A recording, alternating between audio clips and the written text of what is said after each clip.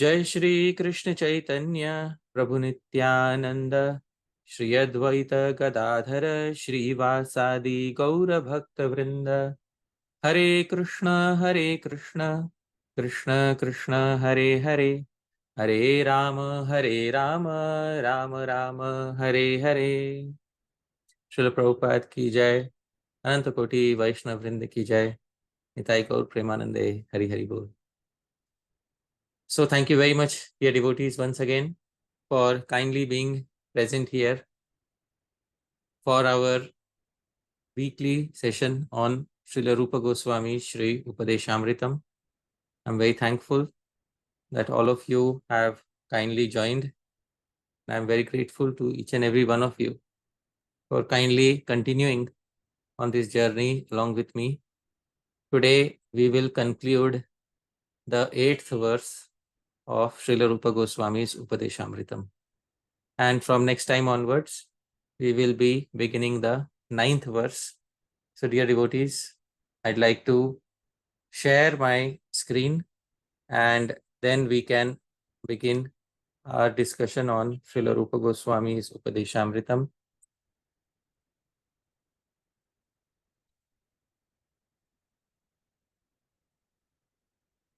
So, dear devotees, we are studying in great detail and I'm very happy that I have the association of all of you like-minded devotees in order to ensure further auspiciousness for all of us. I'd like to begin with Shanti pathah.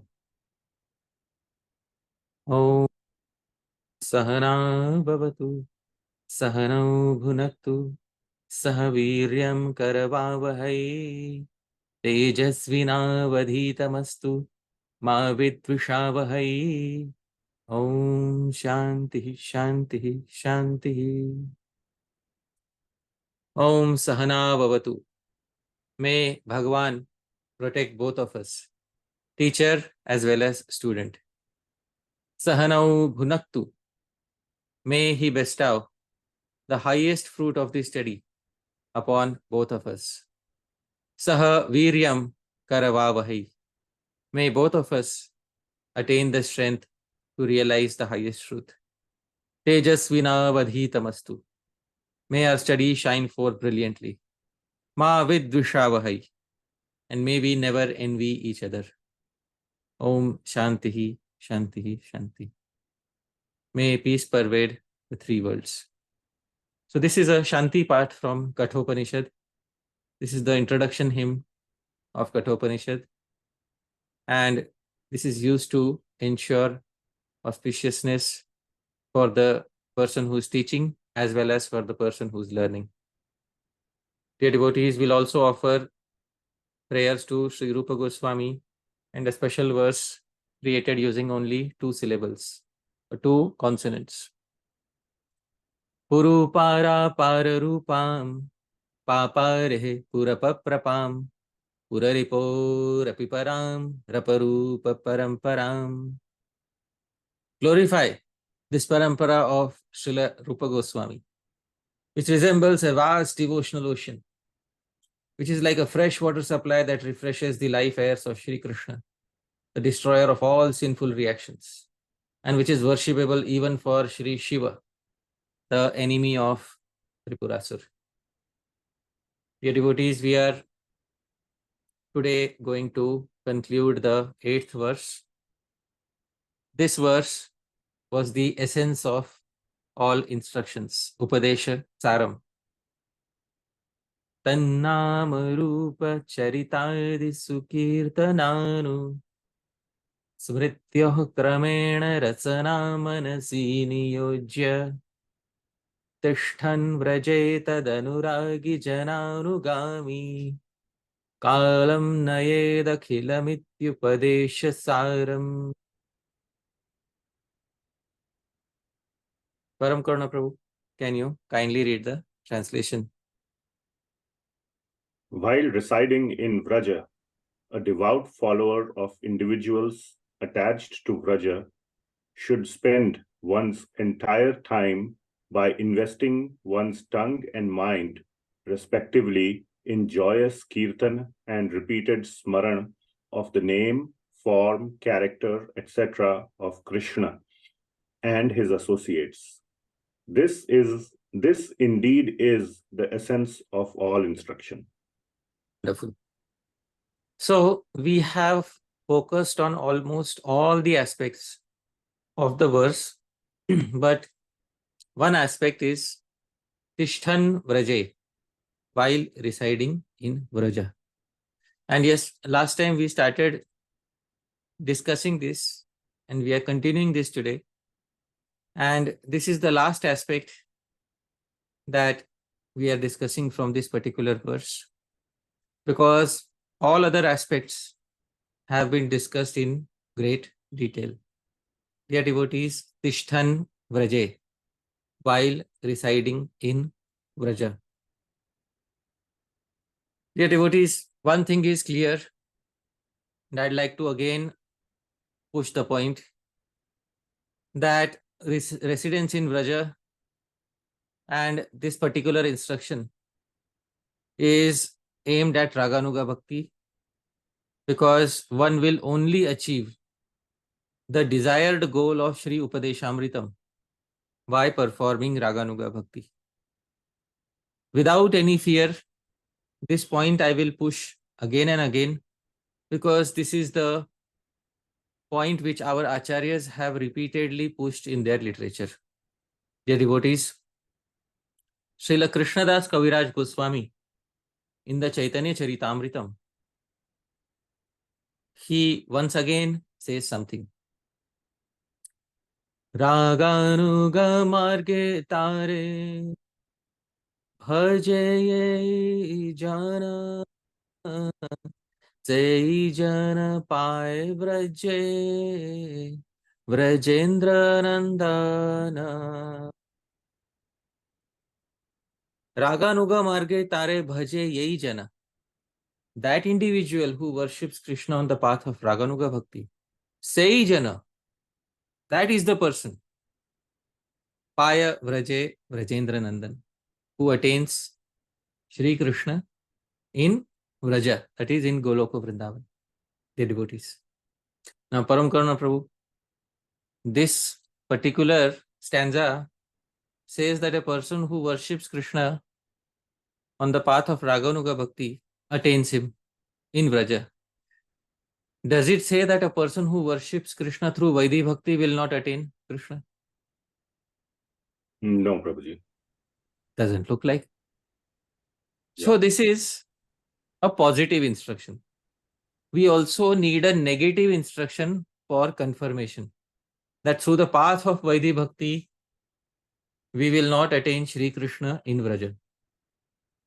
This is given by Sri Krishnadas Kaviraj Goswami again in the Chaitanya Charitamrita. Vidhi marge na paiye Vraje Krishna Chandra. Param Karuna Prabhu, kindly read the translation by Srila Prabhupada. One cannot obtain Krishna in Golok Vrindavan simply by serving the Lord according to regulative principles. It's very clear.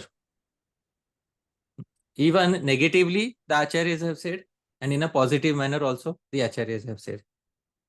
Like sometimes in a classroom, a teacher comes and says, tomorrow everyone has to be present, and tomorrow no one has to be absent. So the teacher is making the same point through positive and negative injunctions. Similarly, Srila Krishnadas Kaviraj Goswami is making the same point through positive and negative injunctions. Dear devotees, the only way to attain Sri Krishna in Vraja is by following Raganuga Bhakti. And this point is 100% clearly mentioned in the Chaitanya Charitamrita. So dear devotees, there is no running around and escaping this fact. And if 10,000 devotees tomorrow come and say, no, by following Vaidhi Bhakti we will attain, this statement will still stand against the conclusions given by the masses. The masses may give an opposite conclusion, but the Chaitanya Charitamrita will never change. just because of popular opinion, dear devotees. So, it is very clearly mentioned in the Chaitanya Charitamrita that to attain Sri Krishna in Goloka Vrindavan, a very specific type of bhakti is needed. Now, therefore, Sri Rupa Goswami says we should stay in Vraja. Why? Because Vraja is the most natural place for anyone to execute bhakti of Sri Krishna. In a Subhashit verse, there is something very nice specified, and this verse is in the Subhashit Ratna Bhandagaram, which highlights the importance of a proper place. Nakrah swasthanam asadya gajendram karshati sa eva prachyutah sthanat chunapi paribhuyate. Nakrah. Nakrah basically refers to an alligator. Swasthanam asadya. If he stays fixed in his natural habitat, that is in water. Gajendram karshati. He can even defeat the king of elephants. But sa eva prachyutah sthanat. But if devoid of that same natural habitat, shunapi parubhuyate, the same alligator gets defeated even by an ordinary dog. So many times devotees, they complain, Prabhuji, we are not able to focus on Bhagavan Sri Krishna. What is the problem? Are we not serious enough? Sometimes the problem is simply the location in which we are staying. So it's very important to have a very natural location for executing our Krishna Bhakti, especially if we want to execute Raganuga Bhakti. So a location is of great importance. Otherwise, Sri Rupa Goswami would not have mentioned it here in the verse. Tishthan Vraje. Srila Rupa Goswami's purpose in mentioning that particular phrase, Tishthan Vraje, is to highlight the importance of staying in a proper place, such as Sri Vrindavan. Having said this,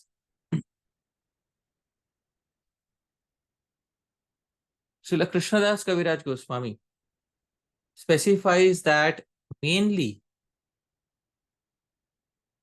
the Vraja that one should stay in should also be present within the mind. Not only the external environment should be Vraja, but within the heart also there should be Vraja. Amani manada haya Krishna nama sadalave Vraje Radha Krishna seva manase karibe. Amani manadahaya. Do not expect honor, but offer all respect to others. Krishna Nam Sadalave. Always chant the holy name of Lord Krishna. Vraje, and staying in Vraja. Radha Krishna Seva Manase Karibe. Render service to Radha and Krishna within your mind. So dear devotees, it's not simply a matter of changing one's external situation. Vraja should first and foremost be established within the mind of a sadhaka who wishes to execute Raganuga Bhakti. Because a simple air ticket or a simple railway ticket to Sri Vrindavan cannot guarantee one an entry into Raganuga Bhakti. Therefore, it's very important that sadhakas should spend some time developing Sri Vrindavan within their hearts. And how is this Sri Vrindavan developed within the hearts?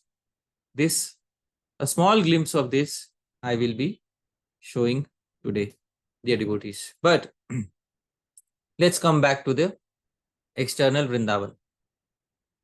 Now, Sri Jiva Goswami, has specified this, and I had specified last time. Samarthya Sati. If one has the required caliber, then Shriman Nanda Vrajavasasthane, then stay in Vraja. Which Vraja? That Vraja which Nanda Maharaj said 5,000 years ago. Sharirena Vasam Kuryat. Stay through your physical body. Tada Bhave. And if you don't have such caliber, due to any reason, Manasapi. One can even reside there through one's mind.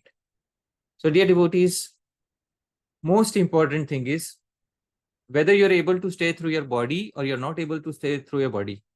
Most important thing is to be able to stay in Vraja through your mind. That is the common thread which we can derive from all these acharyas.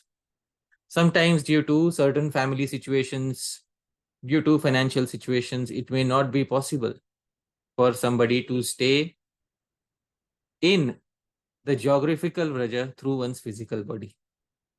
Still, one should be able to stay there through one's mind. Now, dear devotees, when we go to Vraja, we see a different picture altogether nowadays. Recently, when I visited Vraja, in many places I saw that Vrindavan has changed a lot. There is a lot of, garbage in some places, a lot of traffic in some other places, a lot of disturbance.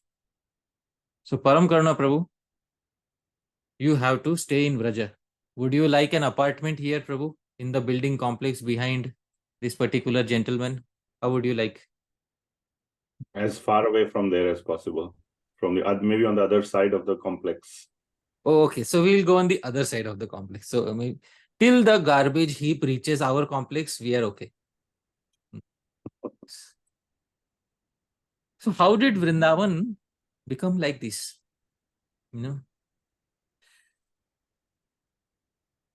How about a place here, Prabhu? There's some free vacant land here, Prabhuji.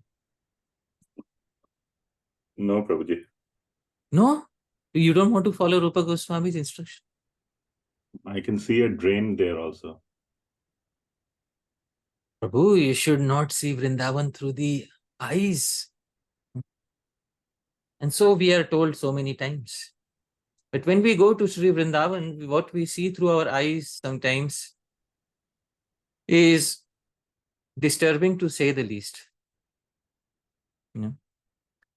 Sometimes, and I've heard this opinion a few number of times, people say that, Indian people do not know how to maintain their holy places. Sometimes I've heard this opinion being given. Indian people in general do not know how to maintain their holy places, sacred places so nicely. So how about a home near the Yamuna? Not at this point, not at this particular location. Krishna Chaitanya. So, dear devotees, often we see such sites in Vrindavan and around Yamuna, which are disturbing, to say the least. And then we have also heard in Shastra that we have to perform bhajan here, Raganuga Bhakti. And all we see around is sometimes, the sites of, so much waste and so much concrete and so much pollution in the water. This is another disturbing scene from the bank of the Yamuna. And often there is a lot of garbage and sewage flowing. And although Sri Rupa Goswami has said, Bud Buddha Phena Pankai, Rupa Goswami also mentioned Bud Buddha, bubbles, Phena, foam, and Panka, dirt in general. But this is more than that. This is also plastic. This is something which the earth cannot consume easily. And it creates a very disturbing scene, especially if somebody wants to stay here permanently. Can you see the other side of the river, Prabhu? Yes, Prabhuji. That one looks little. Yeah, that one looks habitable. It's because people don't stay there so much. That's why it appears habitable. But, Prabhu, how about staying in Vrindavan if Vrindavan would be like this? Would you like to stay here, Prabhu? Yes, this looks so much better. Wonderful. Wonderful, Prabhu. How about having an environment like this? Yes. And, birds around you like these. Every morning you wake up in Sri Vrindavan, you open your window and you see this. How would you feel? Real Vrindavan. And parrots around your window on the trees. And, you see cows grazing everywhere in the green grass. So, Prabhu, would you like to be in such a Vrindavan? No other place, Prabhuji. Right there. Do you know, Prabhu, which place this is? No, Prabhuji. This place is 1 hour from Sri Vrindavan. This is Bharatpur Bird Sanctuary. Just 1 hour from Sri Vrindavan. Can you imagine how Vrindavan must have been 5,000 years ago? If somebody wants to see some aspect of the natural beauty of Sri Vrindavan, they should go and visit. Just 1 hour, 1.5 hours from Vrindavan is Bharatpur Bird Sanctuary, which is technically also it is in the Vraja Mandal area, but it is still preserved intact to a great degree, and its natural beauty is still present. So just 1 hour away from Sri Vrindavan, we have a glimpse of a Vrindavan which might have been existing 5,000 years ago. So what happened, Prabhu? Indian people do not know how to maintain their holy places. What happened? Param Karuna, Prabhu. All I can say is the influence of Kali Yuga, maybe. Oh, wow. Poor Kali Yuga takes the blame for everything nowadays. So, Prabhu, I'd like to show you some pictures of Vrindavan in the past century. This is Vamshivat around the 1980s. I can't guarantee the exact year, but approximate years have been mentioned. Do you see a pile of garbage anywhere, Prabhuji? No, Prabhuji, I don't see. It's not. Okay. This is Shringarvat, Prabhu, in 1986. And please carefully see if you find any garbage lying on the... This is Keshi Ghat, Prabhu. The photo says 1850. I doubt it is that, maybe somewhat later, but this is Keshi Ghat in the, at least in the previous century. Any garbage here, Prabhu? No, Prabhuji, I don't spot it.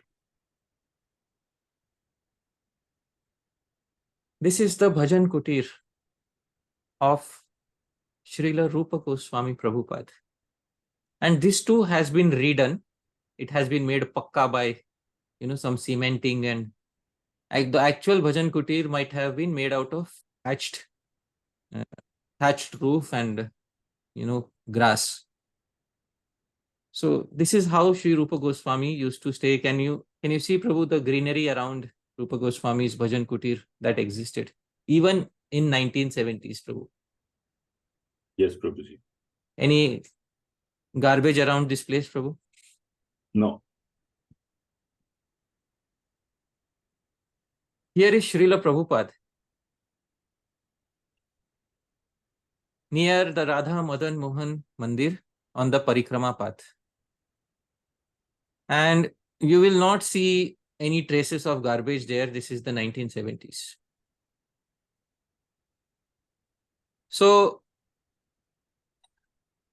Prabhu, in the, so this is Sri Rangaji temple in Sri Vrindavan. Can you see the streets, Prabhu, how clean they are? Yeah. Same Indian people, Prabhu. Same Indian people. They were maintaining it very clean. So what happened, Prabhu, with the Indians of our generation. I don't know, Prabhuji. I'm puzzled. Actually, Maybe Prabhu, yeah.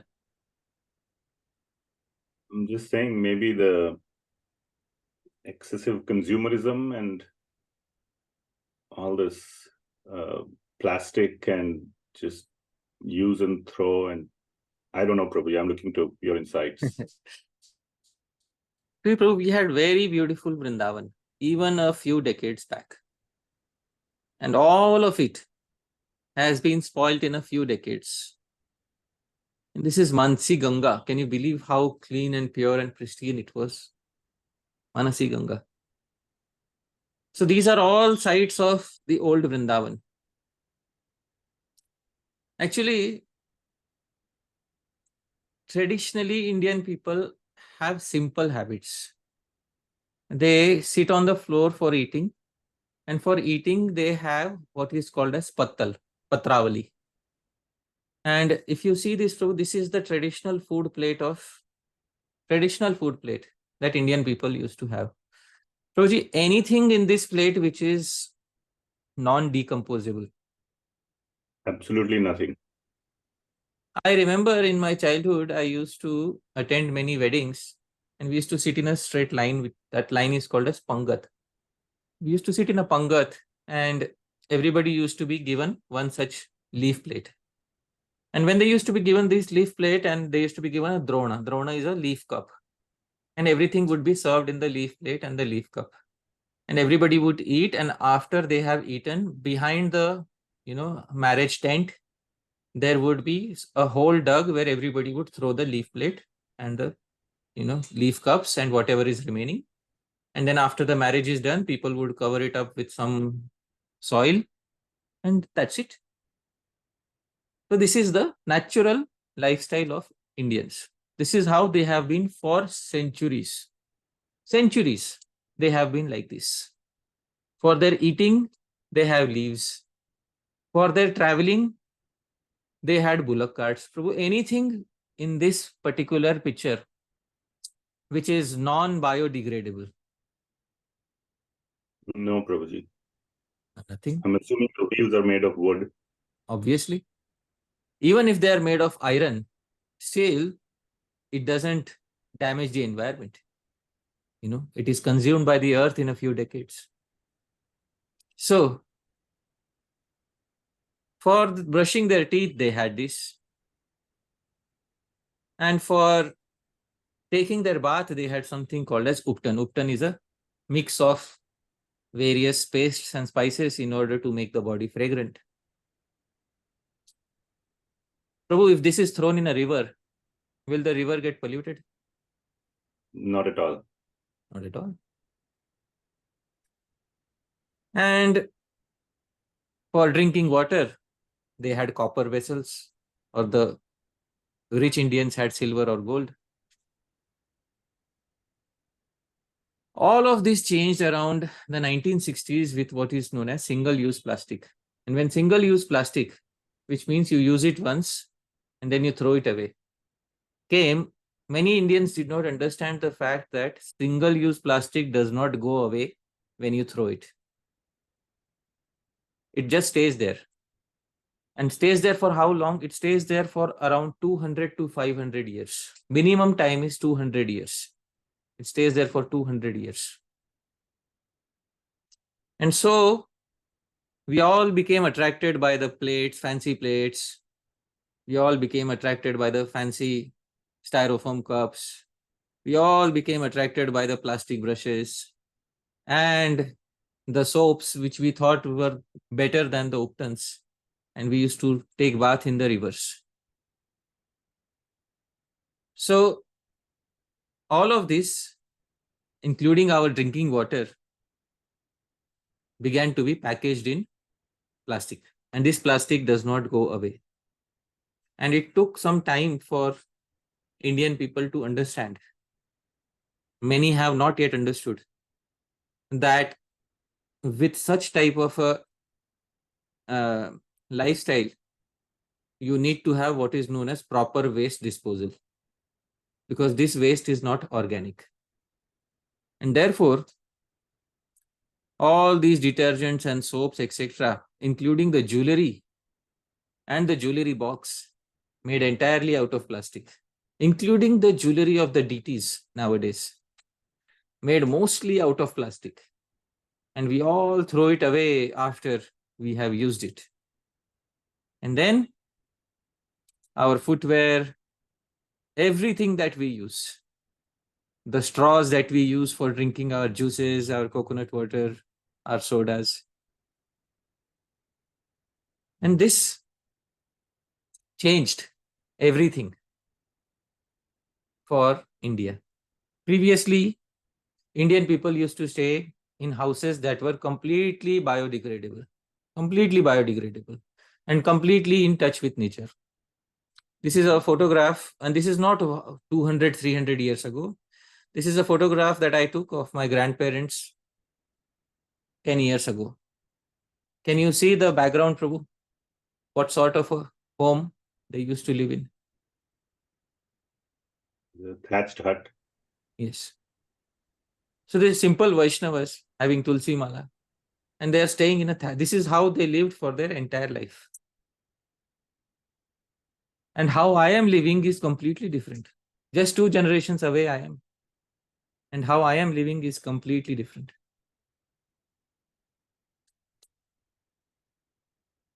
Gradually, our housing also started changing, and we introduced what is a very ugly substance known as concrete. And this substance appears very ugly to the eyes if it is not painted properly. So this is the status of modern villages in India, including Sri Vrindavan. You have homes made out of concrete, which looks very ugly. Besides them, you have all plastic buckets, plastic drums, everything made out of plastic and concrete. And these two things together have turned Vrindavan into this. And then we have the instruction from Srila Rupa Goswami, Tishthan Vraja. Param Karuna Prabhu, are you ready to stay here? It'll take a lot of spiritual strength to do that. Spiritual strength, Prabhu. Srila Rupa Goswami also, when he came to Vrindavan, he did not have to face this difficulty that we are having to face. All other difficulties in our spiritual life, the previous acharyas have some idea of that, and they have mentioned that in their books. This is a difficulty which is unique to our generation, and we have created this. People who threw this here, they threw it thinking that A, either it will degrade, biodegrade itself, or B, somebody will pick it up. So, Sri Vrindavan was not meant to be this way. And therefore, when we hear Rupa Goswami's instruction, Tishthan Vraja, we obviously feel very difficult to execute this instruction. Some devotees say, let's create a replica Vrindavan, in some other part of the world where all these things will not be there. That is also a wonderful idea. So creating replica Vrindavan is one solution. But what about the Vrindavan where Nanda Maharaj stayed 5,000 years ago? Because Sri Jiva Goswami specified that Vrindavan as the main place of residence. So we have to first and foremost understand how we got here. Secondly, how to get out of this situation, and what is the Sri Vrindavan that our acharyas have built for us. Dear devotees, our previous acharyas have explained to us what is known as Dham Tattva. What is Krishna's Dham and how to understand it. Believe it or not, even 400 or 500 years ago, the acharyas had started noticing that the Dham has changed a lot. Even 400 or 500 years ago, the Dham was no longer giving the exact same impressions that it would give 5,000 years ago in Krishna's personal presence. So Acharyas had started noticing this. It was becoming difficult to stay in Sri Vrindavan. There were marauders, invader kings, who had placed a bounty upon the head of each and every sadhu. If you bring the severed head of a sadhu, you will get 2 gold coins. And in great danger, many sadhus were staying in Vrindavan and Mathura. This was 400 or 500 years ago. So the situations had greatly changed. Our Acharyas noticed this. Srila Jiva Goswami explains to us what exactly is happening. Srila Jiva Goswami says, actually, Bhagavan, he has his internal potency known as Swarup Shakti. This Swarup Shakti or his internal potency is Shuddha Sattva, is the transcendental mode of goodness. It has no tinge of any material mode. She is the one who gets denoted as Adhar Shakti. Adhar Shakti means she has 3 aspects, Sandhini, Samvit and Hladini. When Sandhini aspect becomes prominent, the existence aspect becomes prominent, she becomes known as Adhar Shakti. When Samvit, the knowledge aspect becomes prominent, she becomes known as Atma Vidya or knowledge. And when the Hladini or joy-giving aspect becomes prominent, she becomes known as Guhya Vidya or Priti. Srila Jiva Goswami says that actually the dham of Bhagavan is made by the Sandhini aspect of Krishna's Shakti. He says in Bhagavad Sandarbha, Adhara Shaktya Bhagavad Dhama Prakashate. Actually speaking, Krishna's eternal abode, Sri Vrindavan, is directly and eternally manifest by his Adhar Shakti, his internal potency, or another name is Sandhini Shakti. This is how his eternal dham is manifest. This dham is never created, it exists eternally.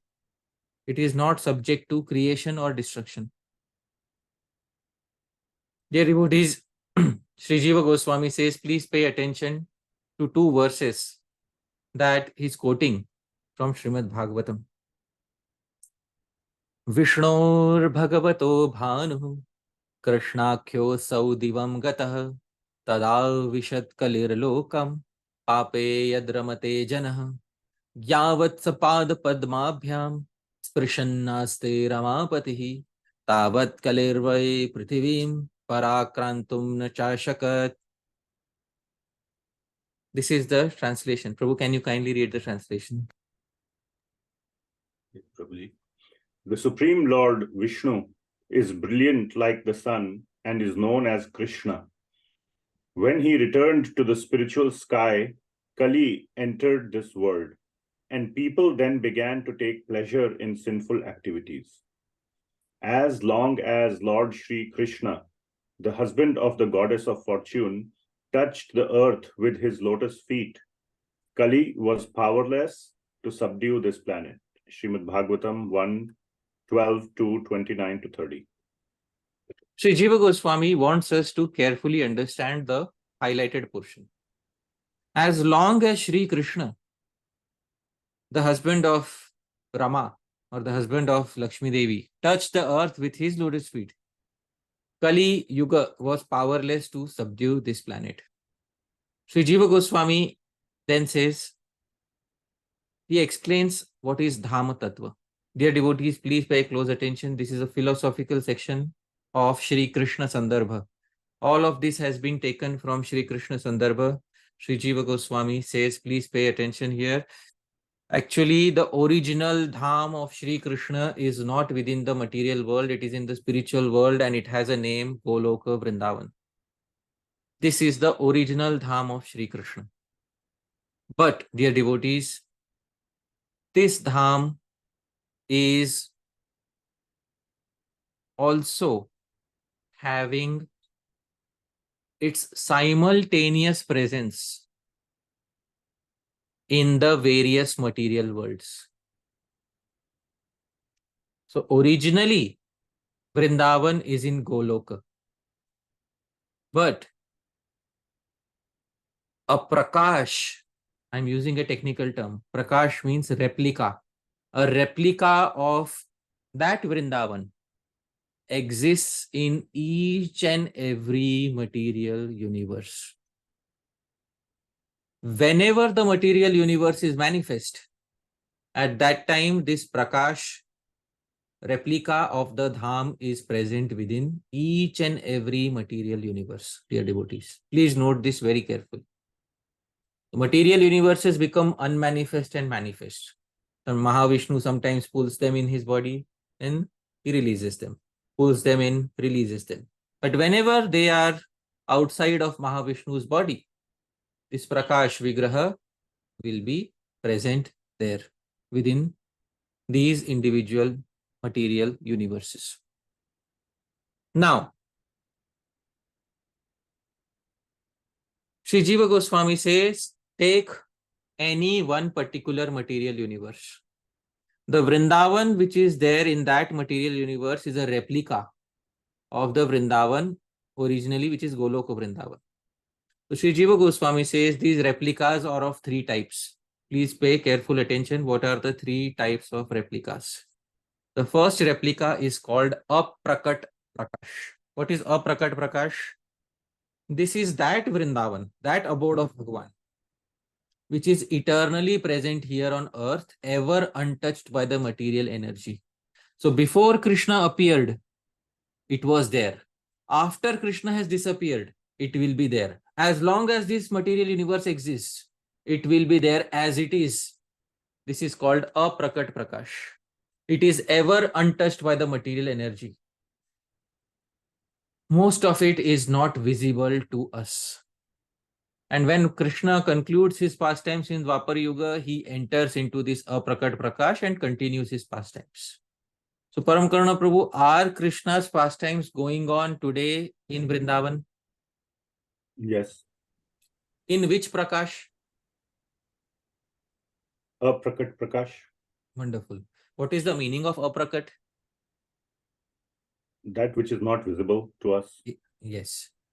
So, Krishna's pastimes are even right now, currently going on in that geographical Vrindavan, but in that geographical Vrindavan, there is an unmanifest Vrindavan which is called as Aprakat Prakash, where Krishna's pastimes are eternally going on. Very few can see those pastimes in that Prakash. Therefore, I'm saying most of it is not visible to us. Most people cannot see that Aprakat Prakash right now. Second is called Prakat Prakash.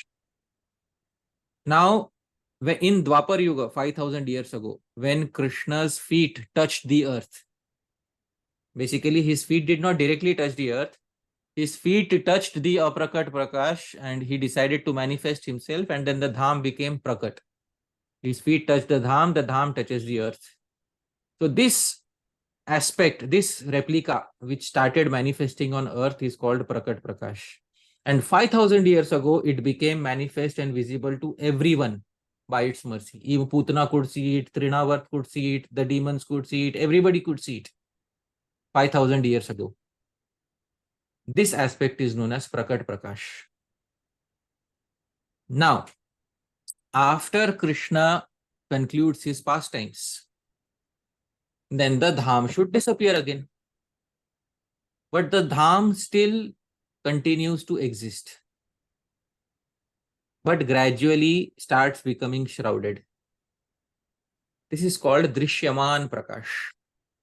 The abode of Bhagavan that remains visible to us today in a partial manner by its mercy, even after Bhagavan has finished up his pastimes and entered into a Prakat Prakash. Many of the living entities of Vrindavan 5,000 years ago have disappeared. Sri Jiva Goswami gives an example of Maha Kadamba. There was a big Kadamba tree in Bhandirvat. And that Kadamba tree, Maha Kadamba, has disappeared. Jiva Goswami writes approximately 450 years ago, he's writing that Maha Kadamba has disappeared. So even for Sri Jiva Goswami, Vrindavan is not the same.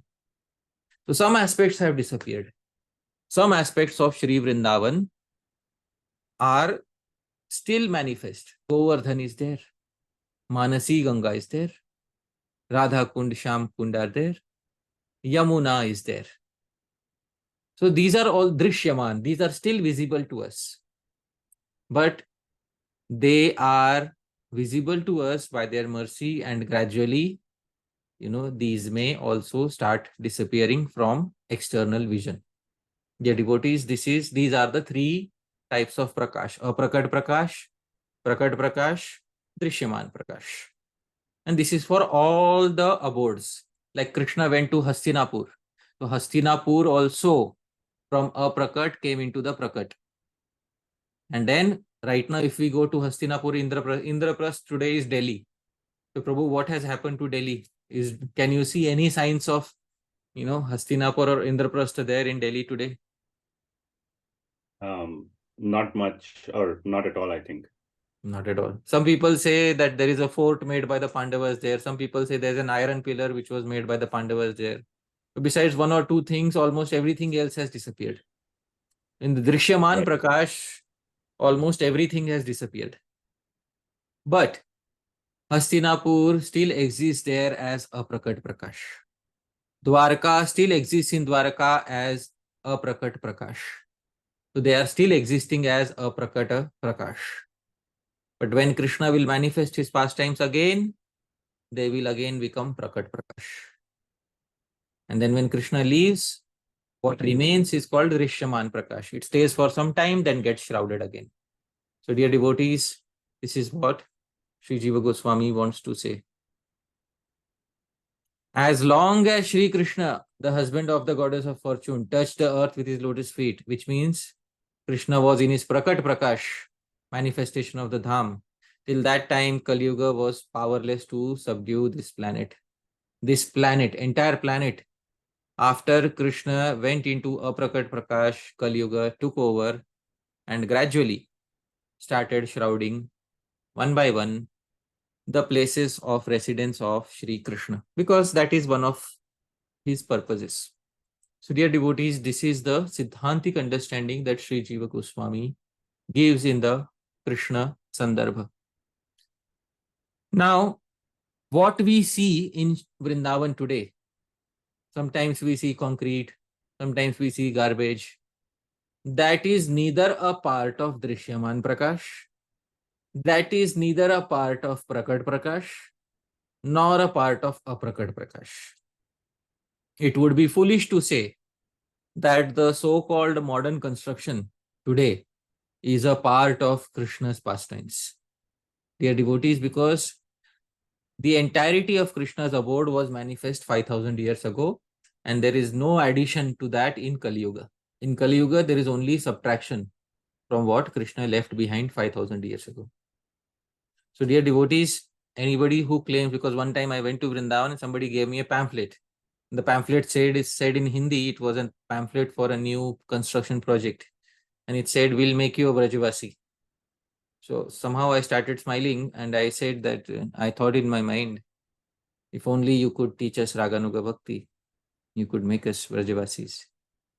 But it is not simply buying an apartment in Sri Vrindavan, dear devotees. It is not about buying an apartment. In the previous talk, at the end of the question and answers also, I had specified the case history of a lady who had taken birth in Mathura and then left her body in Mathura and had to take birth again. This was specified in the previous talk. It's not that simply by dying in Vrindavan, my success will be guaranteed in that very particular life.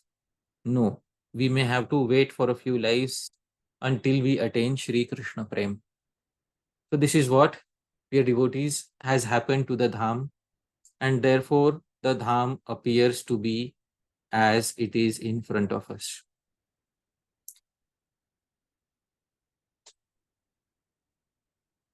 Sri Kavi Karnapur says, okay, the Dham which is there present on earth is one thing, but there is something called as Goloka Vrindavan. Goloka Vrindavan is having such specialities that we cannot even imagine in our minds. He gives a small glimpse of Goloka Vrindavan in his writings, because that universe, the spiritual world itself, is completely different. It is not governed by the rules of the material world. When the Dham manifests in the material world, the Dham comes in partial contact with the material world. And therefore, some limitations of the material world may be seen, such as the dham disappearing, etc. But Goloka Vrindavan is eternally free from all of that. Dear devotees, the Acharyas draw a wonderful picture of Goloka Vrindavan in their writings. Sri Kavi Karnapur says something. Param Karna Prabhu, kindly repeat after me. Asti Asti Sakala Vaikuntha Saram Sakala Vaikuntha Saram Apina Vaikuntha Saram. Apina Vaikuntha Saram. Asti, there exists an abode which is Sakala Vaikuntha Saram, which is the condensed essence of all Vaikunthas, yet is Na Vaikuntha Saram, which is certainly devoid of all material miseries. So, dear devotees, this is Goloka Vrindavan. In Goloka Vrindavan, everything is completely different. We should not try to conceive of Goloka Vrindavan with our faulty material intelligence. The seasons are different, the trees are different, the rivers are different, everything in Goloka Vrindavan is different. I'm giving a very small sneak peek into how the seasons in Goloka Vrindavan are. Param Karna Prabhu, how many seasons are there in the material world? 4 or sometimes called 6 also. So what are the seasons? What are the names of the seasons? Summer, winter, autumn, fall, and then there's also rainy season and yeah. So sometimes people count 4, sometimes people count 5. In actuality, there are 6 seasons, as you correctly mentioned. These are known as Shad Ritu. Seasons begin with Varsha, rainy season. Then after Varsha, there is Sharat, autumn. Then after Sharat, there is Hemanta, which is pre-winter. And then there is Shishira, which is actual winter. Because the first is the sweet variety of winter. And then there is that actual winter, which puts you into depression. So those are 2 types of winters, which have been distinguished. So, and then the 5th is spring, and the 6th is summer. So these are 6 seasons. Rain, autumn, pre-winter, actual winter, spring, summer. Shad Ritu, 6 seasons. Sri Kavi Karnapur says, in the spiritual world, none of the seasons have any aspect that give any trouble to Sri Krishna or any of the living entities.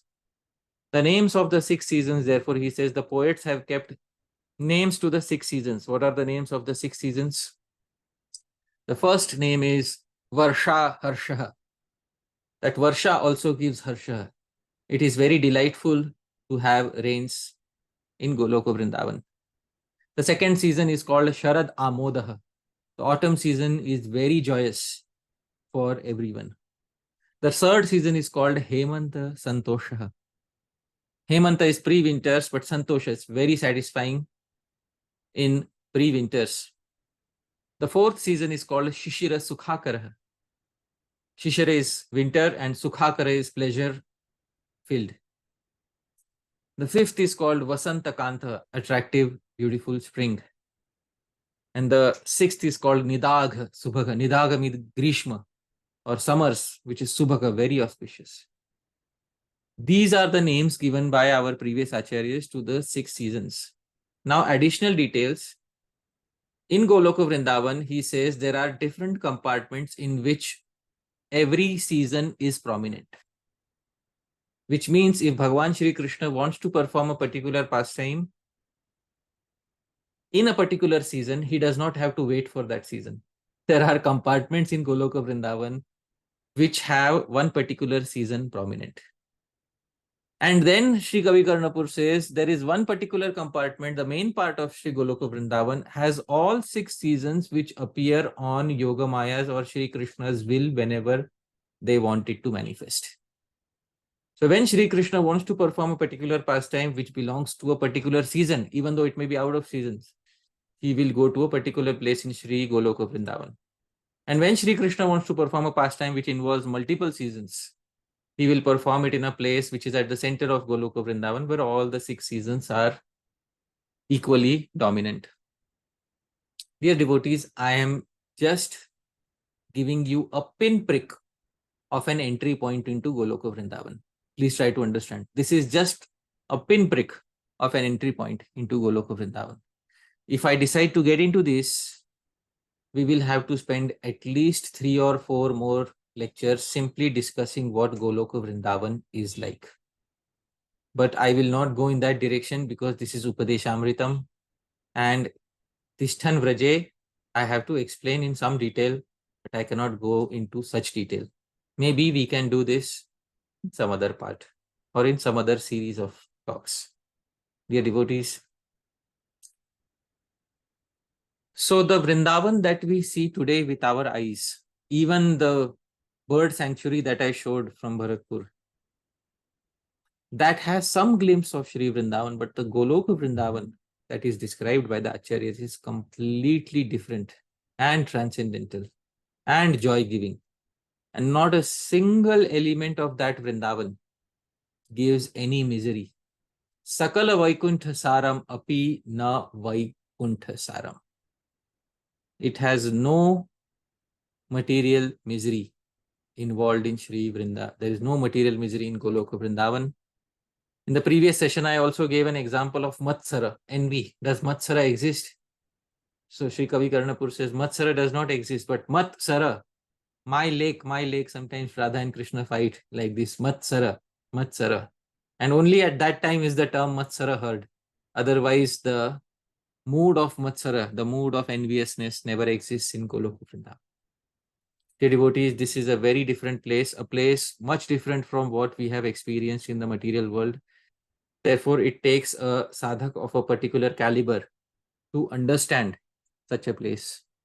Many people may have difficulty putting faith in the existence of such a place. By default, they are not qualified to understand it. It is only after having the required amount of bhakti sukriti that a person will be able to understand the Vrindavan that the Acharyas have described in their literature. Dear devotees. So, Srila Bhakti Vinod Thakur says that this is the Vrindavan that we aspire for. The Vrindavan that is described by the Goswamis in their books. The Vrindavan that has been created by the previous Acharyas. Because if we go to Vrindavan today, and if there is no scope of doing seva, let's say Param Karuna Prabhu, you go to Vrindavan today and you see all the concrete and roads and everything. And what is the scope for performing seva there, Prabhu? Not much, maybe cleaning up the streets. Wonderful. Cleaning up the streets. So that is a good seva. Sri Bhakti Vinod Thakur says the Vrindavan we actually aspire for is a Vrindavan that has been described by the Acharyas. That Vrindavan in which we can stay using our Siddha Deha. That is the Vrindavan we aspire for. So, he says the following. Siddha Deha Diya Vrindavan Maje Sevamrita Karadana Viyaya Prema Matakari More Sunani Jaguna Gana. Siddha Deha Diya, giving me a Siddha Deha. Vrindavan Maje, within that Vrindavan. Because Prabhu, in the Vrindavan which is externally manifest in front of your eyes, can you have a Siddha Deha in that Vrindavan, Prabhu?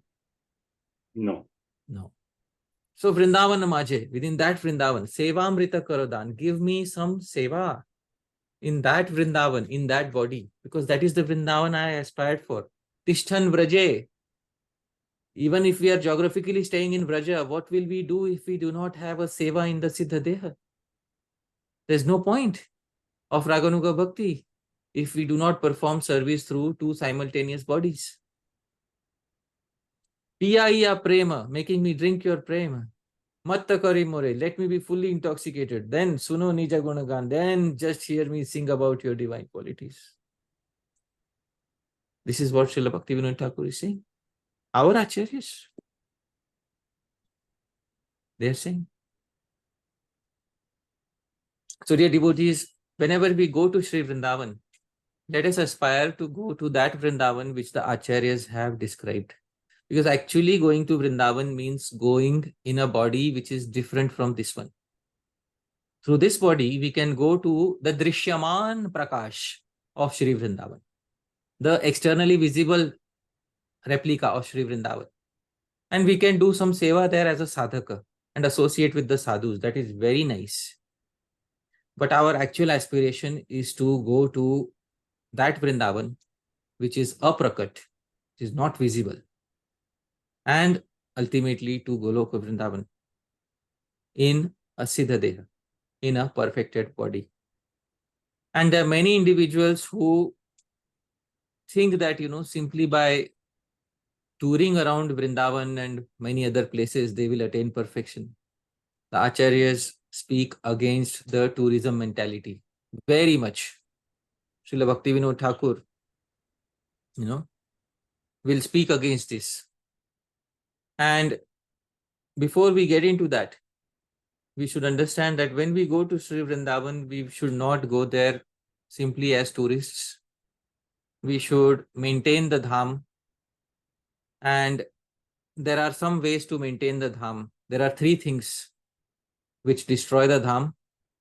And these three things I have listed it down. First is any artificial cement, concrete based construction. This is the first thing that is destroying the dham. Dear devotees in front of us. The second thing which is destroying the dham in front of us is single-use plastic, styrofoam, thermocol, etc. And the third thing which is destroying the dham is ineligible people who do not understand the mood of the dham. This third category is responsible for the first two. If you want to say, amongst these three, which one is the focal point, the third is the focal point. The ineligible people who do not understand the mood of the tirtha, the mood of the dham, are causing the first two. So whenever we go to a dham, let us try to ensure that we do not contribute as much as possible to these three. Although it's very difficult sometimes to avoid some of these. Sometimes we go to Vrindavan and we have to get some food packaged, and there's no option but to get it packaged in plastic or thermocol, etc. But as much as possible, let us try to avoid the use of plastic, styrofoam, thermocol, or let us try to avoid building constructions which are based on cement or concrete, which look very horrible in a tirtha, very horrible, dear devotees. So, if we become eligible and if we understand the mood of the tirtha, we will not disturb the tirtha, dear devotees. And let us at least not go as tourists. Let us go to Sri Vrindavan only with a specific aim. Srila Bhaktivinoda Thakur wrote a very nice song about this in Kalyana Kalpataru.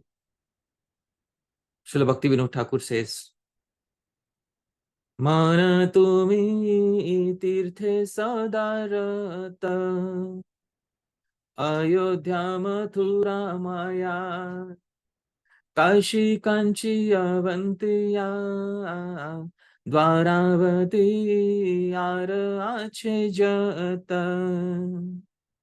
Prabhu, kindly read the translation. My dear mind, you are always attached to all the different places of pilgrimage, such as Ayodhya, Mathura, Maya, which is Haridwar, Kashi, which is Varanasi, Kanchi, Avanti, Dwarka, and so on. Kalyana Kalpataru Upadesh Song 14. The next verse he says, Tumi chao brahmi bare, Aisa kala bare bare, Mukti labha kari vartare, Saisa kala tava brahma, निरर्थक परिश्रम चित्त स्थिर तीर्थ नाही करे. तुम्ही चाहो ब्रह्मी बारे. You want to travel to all these places. Why? ए सकल बारे बारे. Every year you want to go. Why? Mukti labh kari bharatare. I want to go back to Godhead. That is why you wish to go every year. Say sakala tava brahma. All of this is your illusion. Nirarthaka parishrama. Oh, it is clear that your heart is not becoming fixed up by going to these places. Simply useless labor. Chitta sthira tirtha nahi kare. Such tirthas will not help you calm down your heart. So then Srila Bhaktivinoda Thakur, what should we do? Bhaktivinoda Thakur says, please understand. Tirtha phala sadhu sangha. Sadhu sange antaranga. Sri Krishna bhajana manohara. Yatha sadhu tatha tirtha. Sthira karin jachitta. Sadhu sangha kara nirantara. Tirtha phala sadhu sangha. The true result of visiting a holy place is sadhu sangha. And what type of sadhu sangha? Sadhu sange antaranga Sri Krishna bhajana manohar. And not only just simply touching the sadhu or saying Hari Bol to the sadhu. I went to Vrindavan, I said Hari Bol to this famous Maharaj. No, not that. Sadhu sange antaranga Sri Krishna bhajana manohar. To perform all attractive Sri Krishna bhajan, raganuga bhakti in such close association of a sadhu. Yatha sadhu tatha tirtha. Wherever there is a sadhu, that place is tirtha. Sthira kari nija chitta. Therefore, calm down your heart. O mind, sadhu sangha kara nirantar, and perform constant sadhu sangha, because constant sadhu sangha is constant residence in a tirtha. That is what residing in tirtha actually means. Residing in tirtha does not mean building a concrete wall, building 4 concrete walls and then staying within those 4 concrete walls. Constant sadhu sangha is the reason why one goes to a tirtha.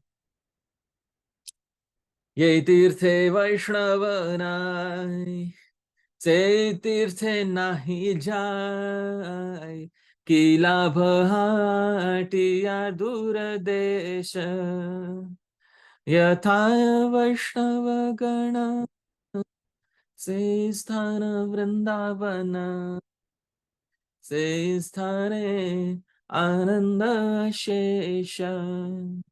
Ye tirthe Vaishnavnai. In that tirtha where Vaishnavas are not there, say tirtha nahi jai. I'll never go to such a tirtha. Ki labha. And which Vaishnavas? Vaishnavas basically he means to say Vaishnavas who can give you that specific type of sangha, that specific type of Sri Krishna bhajan. Ki labha tiya duradesh. What is the use of roaming aimlessly in a distant place? In Hindi, there is a term, dur hatna, to roam around in a, uselessly. Yathaya Vaishnava Gana, wherever there are Vaishnavas, say sthana Vrindavana, that place is Vrindavan. Say sthane Ananda Ashesh, and that in that place there is unlimited joy. Krishna Bhakti ye sthane, Mukti Dasi say khane, Sailata Thaya Mandakini, Giri Tatha Govardhana, Bhumi Tatha Vrindavana, Avirbhuta Apaniladini. Krishna Bhakti ai sthane, Mukti Dasi sai khane. You were wandering in so many tirthas to go back to Godhead. Srila Bhaktivinoda Thakur says, Mukti herself, liberation personified herself, is the humble maid servant of that place which is surcharged with the devotion to Sri Krishna.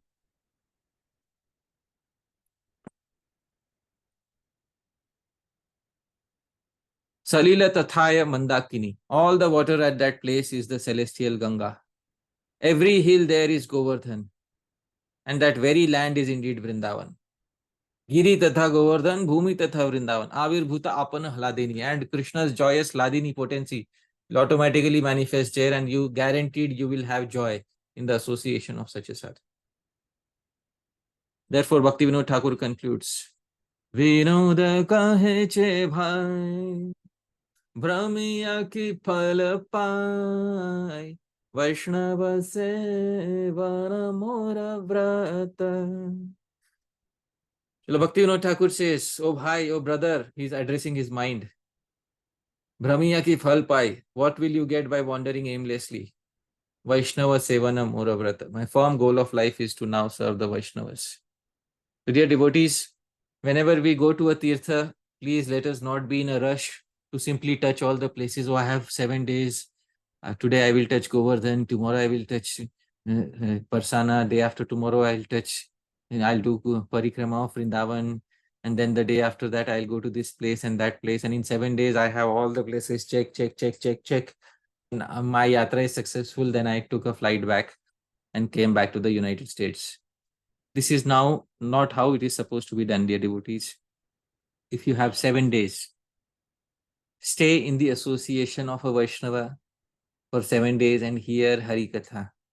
If you are a serious, sincere devotee aiming for the type of bhakti that Sri Rupa Goswami has written in this verse, dear devotees, Tishthan Vraje is not the only thing. Tishthan Vraje by itself cannot become a sentence.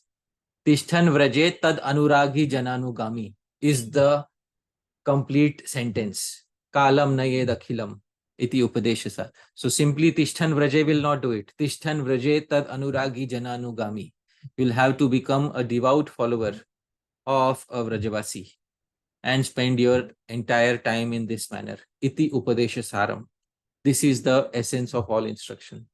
And this is not something somebody may say, oh, Srila Bhaktivinoda Thakur is recent, relatively recent Acharya. Previous Acharyas did not discourage people like this. No, previous Acharyas also specified this. Srila Narottam Das Thakur confirms the same principle. Tirtha yatra parishrama kevala manera brahma sarva siddhi govinda charana sudrida vishwasa kari madmatsarya parihari sadakara ananya bhajana. Tirtha yatra parishram. Aimless tourism to holy places is parishram. It is just too much labor. Keval manera brahm, only illusion of the mind. Sarva siddhi Govinda charan. All perfection lies in taking exclusive shelter of the feet of Govinda. Sudrida vishwaskari, having firm faith in this principle. Mad matsarya parihari, giving up all envy, intoxication, etc. Sadakara ananya bhajan, always perform one-pointed raganuga bhajan. Dear devotees, at this point of time, I would like to share a small excerpt from Srila Prabhupada's own life that he mentioned. He was discussing something with his god brother, Shri Bhakti Rakshak Sridhar Swami Maharaj. They were both discussing something. This was recorded. And Prabhuji, I'll speak what Shri Bhakti Rakshak Sridhar Maharaj said, and you kindly speak what Srila Prabhupada said. In 1933, Sir Malcolm Haley came to lay down the foundation stone of the Allahabad Mutt. Srila Maharaj, I think you remember, yes, the devotees who attended that function were coming from Vrindavan Parikrama. Prabhu, kindly read. That parikrama is another incident. I was not initiated at that time, but I already had great admiration for these Gaudiya Mutt people. Just as before 1933, I had met Sridhar Maharaj, told Tirtha Maharaj and other devotees that they were very kind to me. And they were very kind to me. So during this parikrama, I also thought, what are these people doing on this parikrama? Let me go. So I met them in Kosi, perhaps. Maharaj, you may remember. And everyone was going to see this place, Sheshashayi. They were led by Vana Maharaj and Nemi Maharaj. At that time, Vinod Bhai, later Sri Keshav Maharaj, informed us that Prabhupada was going to Mathura tomorrow morning and he would speak Hari Katha this evening. Anyone who wants to stay may remain. Otherwise, they may go to see Sheshashayi. That evening only 10 or 12 men remained. Out of these, Sridhar Maharaj was one of these. I also thought it wise to stay. I thought, what shall I see there? Let me hear Prabhupada. Right. Let me hear him, Prabhupada mark that. Srila Sridhar Maharaj said, it was better to hear Prabhupada than to waste time on an eye exercise. Because Prabhupada is a Vaikuntha person, he could understand. And they are speaking about Srila Bhaktisiddhanta Saraswati Thakur Prabhupada. Because Prabhupada is a Vaikuntha person, he could understand. This boy is eager to hear. He very much appreciated that. Prabhuji, kindly read till this point. When he came back to Allahabad, Ganesh Bapu introduced me to him. Here is a nice devotee. Prabhupada immediately replied, yes, I marked it. He does not go away. He hears. He said these very words. He told, yes, I will accept him. Then I was initiated. This was the reason. Because of not aiming aimlessly wandering in the Tirtha. This was the reason that Srila Bhaktisiddhanta Saraswati Thakur noticed Srila Prabhupada and then said that, okay, I will initiate him. So dear devotees, it is very important for us to understand that we also should not go to Sri Vrindavan with the aim of wandering aimlessly. We should go there to associate with a sadhu, to hear Harikatha, and Harikatha of a very specific type. Tadanuragi Jannanugami. That is the instruction for us. Somebody who can teach us what is Raganuga Bhajan. Dear devotees, this is what is Upadesha Saram. I'll come back, dear devotees, to the presentation. This is the final slide of the 8th verse. Dear devotees, we have come to the end of the 8th verse. This is a prayer at the conclusion of the 8th verse. Shri Krishna Nama Guna Rupa Charitra Gane Tat Samspritau Cha Rasana Manasi Vishani Tishtani Shashvadiha Raga Pathanugami Bhutva Vrajeham Api Rupa Kripa Balena. Rupa Kripa Balena, by the strength of the mercy of Sri Rupa Goswami. Vishani, may I invest. Rasana Manasi, my tongue and mind respectively, in the singing and remembrance of Sri Krishna's Nama, Guna, Rupa, Charitra, name, for qualities, forms and pastimes. And Tishtani, may I constantly stay, Shashvat, here in Vraja, by becoming a devout follower of the path of Raganuga Bhakti. Dear devotees, with this prayer, I'd like to pause my speech. Yadatra Schalitam Kinchid, Vidvam Saha Purayantu Tat. Yadatra Saushthavam Kinchid, Tad Guru Reva. Me nahi. Dear devotees, whatever you felt was nice, whatever was not nice, whatever was mistaken, kindly correct me. And whatever you felt was nice, Tad Guru Reva. It belongs to Guru Janas. Me nahi. It doesn't belong to me. All of this belongs to the previous acharyas, to Srila Rupa Goswami. Originally, he is the one who wrote Upadeshamritam for all of us. And I also showed you his Bhajan Kutir today, where he wrote. And it was not, made out of pakka cement or stone. It was made out of a thatched roof. In a thatched roof, without any hopes of becoming a published author in his lifetime. Without any hopes of, distributing thousands and thousands of copies of Upadeshamritam, in a thatched roof. with the danger of somebody, always the lurking danger of an invader coming and slaughtering sadhus. In such a condition, Srila Rupa Goswami wrote Upadeshamritam for us without, how many dollars Srila Rupa Goswami should have charged? How much money should be charged for writing Upadeshamritam? But this was all written for free, dear devotees.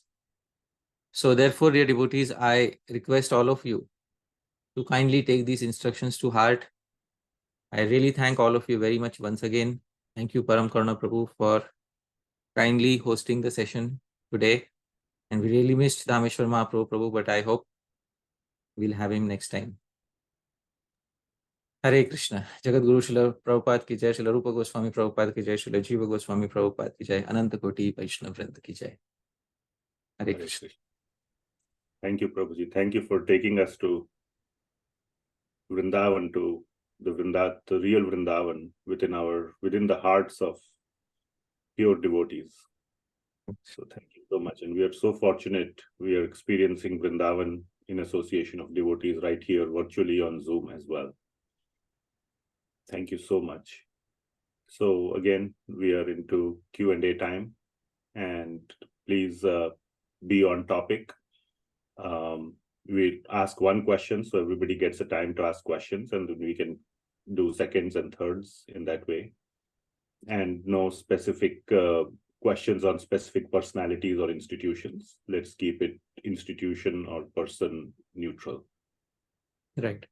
And if you have a question from some other session or something like that, if you have a question where you want me to look up a very specific reference which is going to take time to look up, better to ask it in the group. Let's keep the questions focused mainly on today's topic. So that is what I'd like to say. Thank you very much. Let's begin. And also an instruction from last time, any devotees who are new or have questions, then they can also ask, encourage new devotees to ask questions. Yes. Of course, the ones who are always asking questions are more than welcome as well. Yeah. Start with Mohit Deshmukh Prabhu. I have asked to unmute. Hare Krishna Prabhuji, Dandat Pranam. Thank you so much.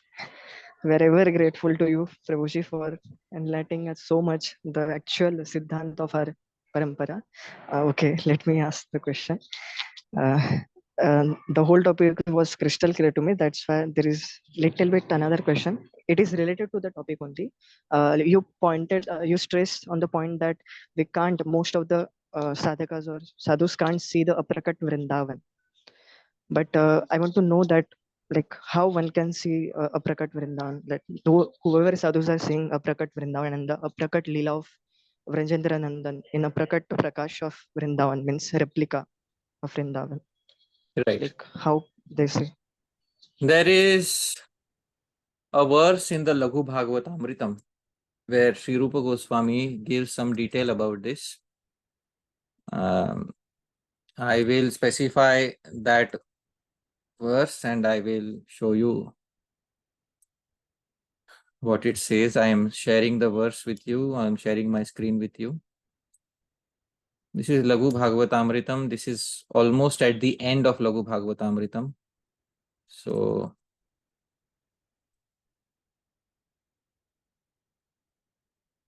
he says, Kairapi prema vaivashya bhagvir bhagavatottamai adyapi drishyate Krishna kridan vrindavanantare. Kairapi. There are some few people by whom, who are these people? Prema vaivashya bhagvir. Those who are constantly overtaken, helplessly overtaken by prema. Bhagavatottamai, by the topmost Bhagavatas. Adyapi, even today, drishyate Krishna. Krishna is seen. Kridan, while playing. This is present tense. Kridan is present tense. Vrindavanantare, within the bowers, forest bowers of Sri Vrindavan. So, this is what Sri Rupa Goswami says, that those who are prema vivash, Bhagavata Uttama, those who are helplessly overtaken by Shri Krishna prema, those who are Uttama Bhagavatas. Somebody like I described to you last time, I specified Ishwar Puri's mango tree. A person of that caliber can see Sri Krishna. Kridan. Kridan is Shatru Pratyay. Shatru suffix is present tense.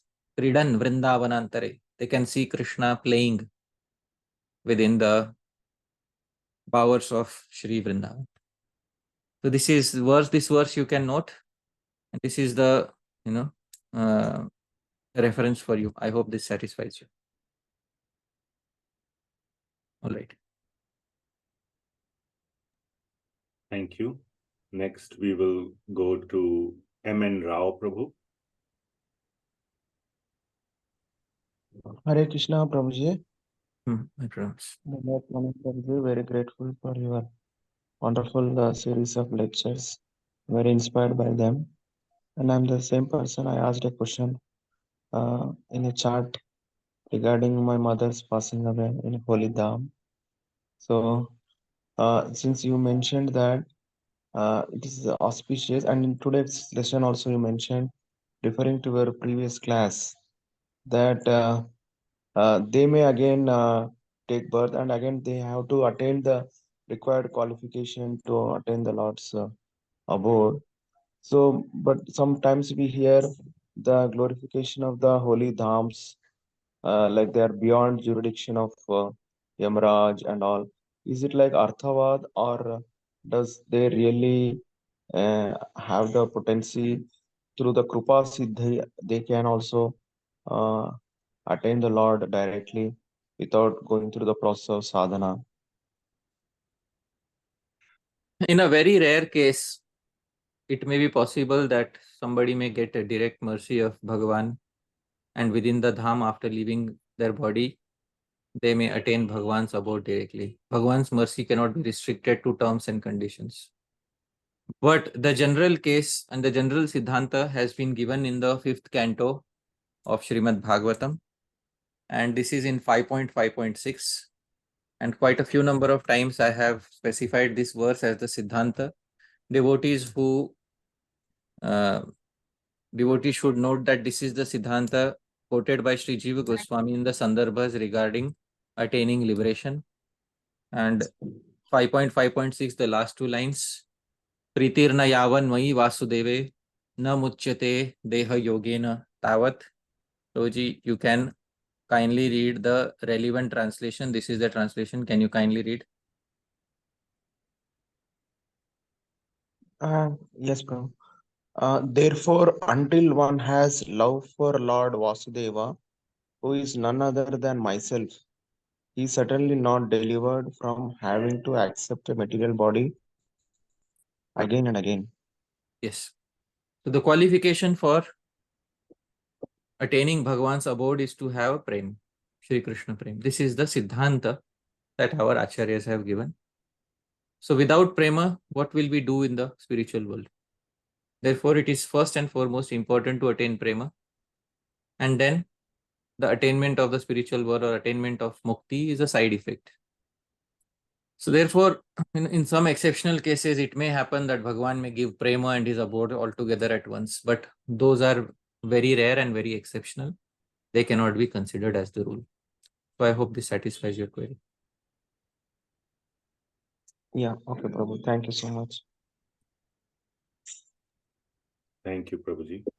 We'll go next to Abhay Vishwambhara Mishra Prabhu. Hare Krishna, Hare Pasha Prabhu. Thank you today for your wonderful class. Prabhuji, I had a question that if we want to bring somebody new to Krishna conscious, who like somebody we want to bring someone new to the dham, like what precaution then should we take care of, like in dham, that we are not exactly disturbing the mood, but at the same time, if we can bring them to, or should we not bring them to dham? I'm not sure. We should definitely bring people to the dham, but we should not try to bring a big group of unqualified people to the dham, because it is possible to instruct one or two people. but it becomes difficult to instruct a big group of people because not all of them may be able to follow the instructions. So if it is 1 or 2 persons, we can obviously, before taking them to the dham, we can give them a basic introduction of what the dham is, how it is made out of Bhagwan's internal potency, and how we should try to preserve the dham. Actually, traditionally, all Indian dhams are very clean, very clean. See, before 1950s, they are all very clean. Even today, in many parts of southern India, the dhams are very clean. We should maintain that sanctity of the dham, and we should tell them the basic practical steps that they can take to maintain the sanctity of the dham. And we should obviously impress upon them the point that going to dham means having quality sadhu sangha. What will they get in a dham which they will not get elsewhere? So it is the sadhu sangha. So that is one point which we should impress upon them repeatedly, because this is the conclusion given by all of our previous acharyas. So when they go to the dham, they should have association of a sadhu who can immediately revolutionize their spiritual life and make them progress multiple times than their usual progress outside the dham. So I hope that clarifies. Thank you. Thank you very much. But it should be noted that if we take a big group of people, the responsibility is upon us to ensure that the big group of people do not end up creating a disturbance in the dham. Because otherwise, if this big group of people do not know the mood of the dham, or they do not know how to behave in the dham, or if they are littering around in the dham, wandering aimlessly in the dham, or causing trouble to the dhamvasis, then it becomes a disturbance in their bhajan also. And that responsibility is ultimately upon us. So these things should be noted. Thank you very much. Thank you, Prabhuji. Next, we will go to Kamniya Krishna Prabhu and Kamla Mataji. Hare Krishna Prabhuji, Thank palm to all the Vaishnavas, Param Karuna Prabhu and Hari Prasad Prabhu. Just to share with you, Prabhuji, we got an opportunity to meet Dhameshwar Mahaprabhu yesterday. Oh, wonderful. At Harinam Sankirtan, in the Florida show, and we were very much fortunate and see his ever smiling face, so in person. So we were very happy to see him. So thank you very much, Babuji. And very wonderful class, Babuji, as usual, and how we should approach the Dharma and what kind of things we have to do. So, Babuji, as people say that, I'm not sure whether it is mentioned somewhere in the Shastra, correct, specifically that people who have attained or who have already got the piety, those people only can go to Vrindavan. But at the same time, many of the people, like in recent times, like yatras and all, they just go, as you mentioned, for the touring purpose, or just they want to finish everything in 7 days. Versus the other people who have really, want to go, but they are not able to go with a financial problem or whatever. So does that mean that they haven't attained that piety or that enough security, versus those people who are going, but who are going with a different reason altogether? So how we should understand this, Prabhuji? Prabhu, previously, it was not so much about money or how much facilities one has. People who really wanted to go to Vrindavan would walk to Vrindavan. Previously, it was the same thing for everybody. Only if somebody is a big king or a big businessman, they will be able to take a bullock cart or a horse.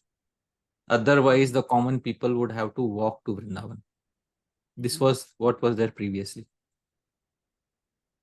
Now,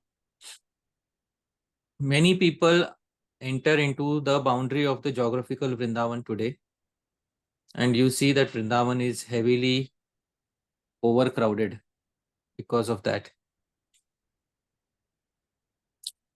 And because of many people entering in this manner, Vrindavan has become overcrowded in many ways, and the resources have been pushed to their maximum limit today. to actually enter into Vrindavan. Let's say, Prabhu, you went to Vrindavan and you came back after 7 days. What do you want, ideally? What would be an ideal yatra look like? When you come out of Vrindavan, how should you feel? Please tell me. Yeah, we should feel more peaceful, I would say, and at the same time, doing more inspiration towards the bhakti, doing towards more seva, and basically inspiration, I would say. Right. So that is not the purpose of the tourists. The tourists go there so that they can post it on Facebook that, see, here I was on Vrindavan, I was here. And so these people, they go to Vrindavan, but they go to Vrindavan with a return ticket. When we go to Vrindavan, we should aim that someday I will come and stay here forever, at least in my heart. There are many people who in their lifetime never went to Sri Vrindavan. I often quote a commentator from the 10th canto of Sri Suri. He used to stay in Nasik, never in Sri Vrindavan.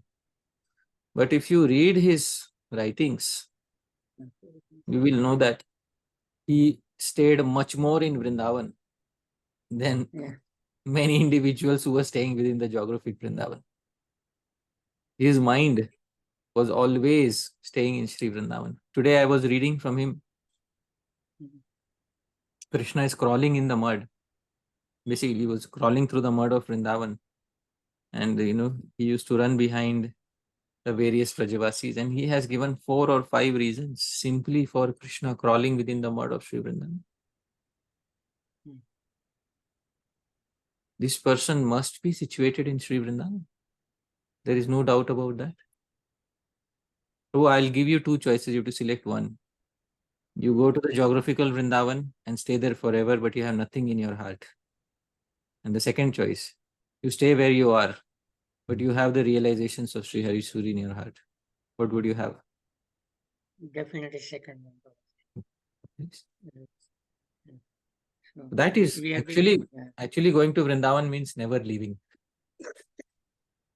Not going with a return ticket. So that Prabhuji, so when people say that it's like they have attained the piety, it might or might not be true, right? That's what we can conclude.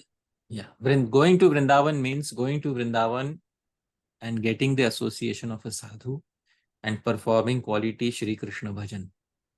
That is what going to Vrindavan means. Anybody who has not understood this essence of Gaudiya Vaishnavism has not understood the purpose of visiting Tirthas. This Vrindavan is not simply for, I touched Govardhana, I touched Barsana's temple and I came back. It is not that. Vrindavan means, whom did you meet? And what caliber of katha did you hear from the sadhus there? So that is what visiting Sri Vrindavan means. Therefore, I told you, Srila Prabhupada, he never wanted to go to so much going here and visiting this temple, visiting that temple, visiting. I'll tell you one fact about the temples in Vrindavan, which they may not tell you, but I'll tell you one fact about. Many of the temples are replicas. Replicas means they are not in the same exact locations where they were there 5,000 years ago. The Yamuna has changed her course a lot in the 5,000 years. So when you are visiting a particular place, and today there is a place in Vrindavan called as Purana Kaliya, the old Kaliya Ghat. And today there is the new Kaliya Ghat. There are 2 Kaliya Ghats in Vrindavan today. Today people visit the new Kaliya Ghat. But there is one place called as the Purana Kaliya Ghat. Purana Kaliya there. There is the old Kaliya where the Yamuna used to flow. So Prabhu, even the Tirthas that you are visiting today, most of them may not be in the exact same location, except for maybe Govardhan or, So what is the purpose of visiting when you know that the Tirthas itself have shifted? They have shifted from their location. Why do people visit the Tirthas then? Good point. People visit there because some sadhu will be there and the sadhu will replicate the Tirtha in the heart of the person who is visiting the Tirtha. That is the purpose of visiting the Tirtha. And such sadhus, because they are not usually available outside Vrindavan, very rarely they are available outside Vrindavan. Therefore, individuals visit Vrindavan to get association of such sadhus. So I hope that is clear.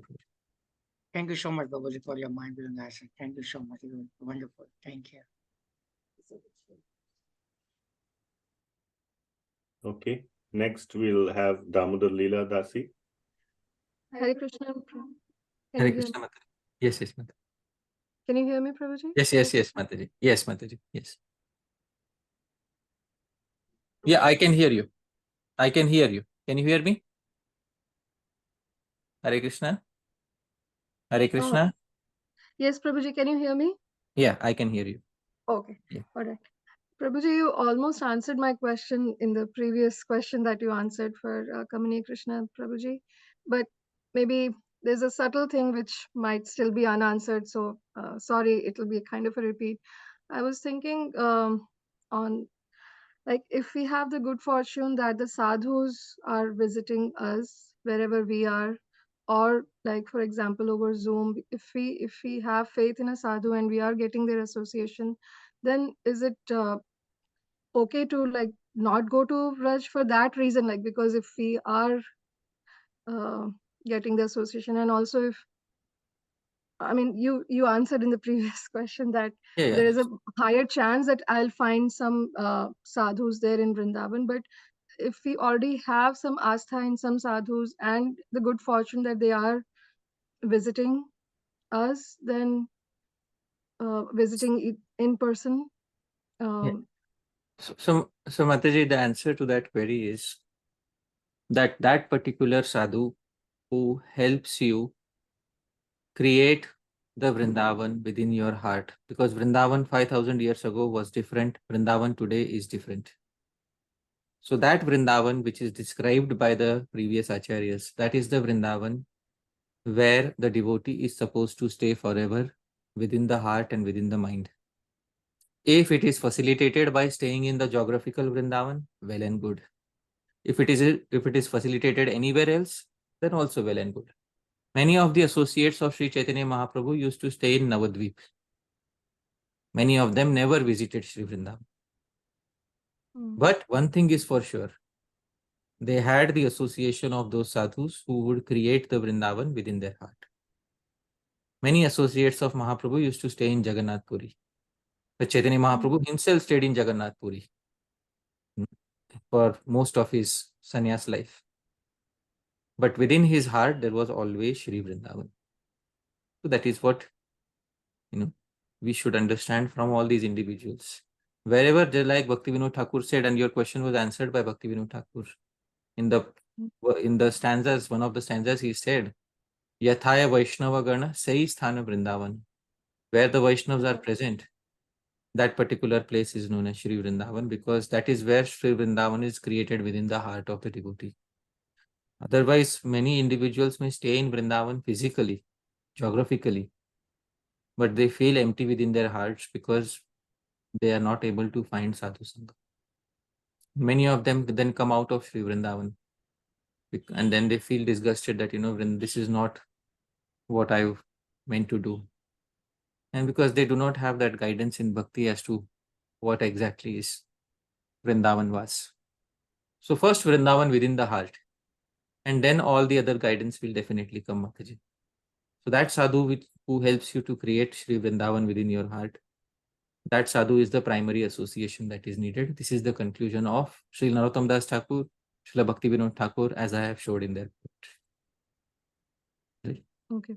Yeah. But, Thank you. But still, it's not that then you should completely do away with Vrindavan. No, there is Govardhan there. There is Yamuna there. There is Mansi Ganga there.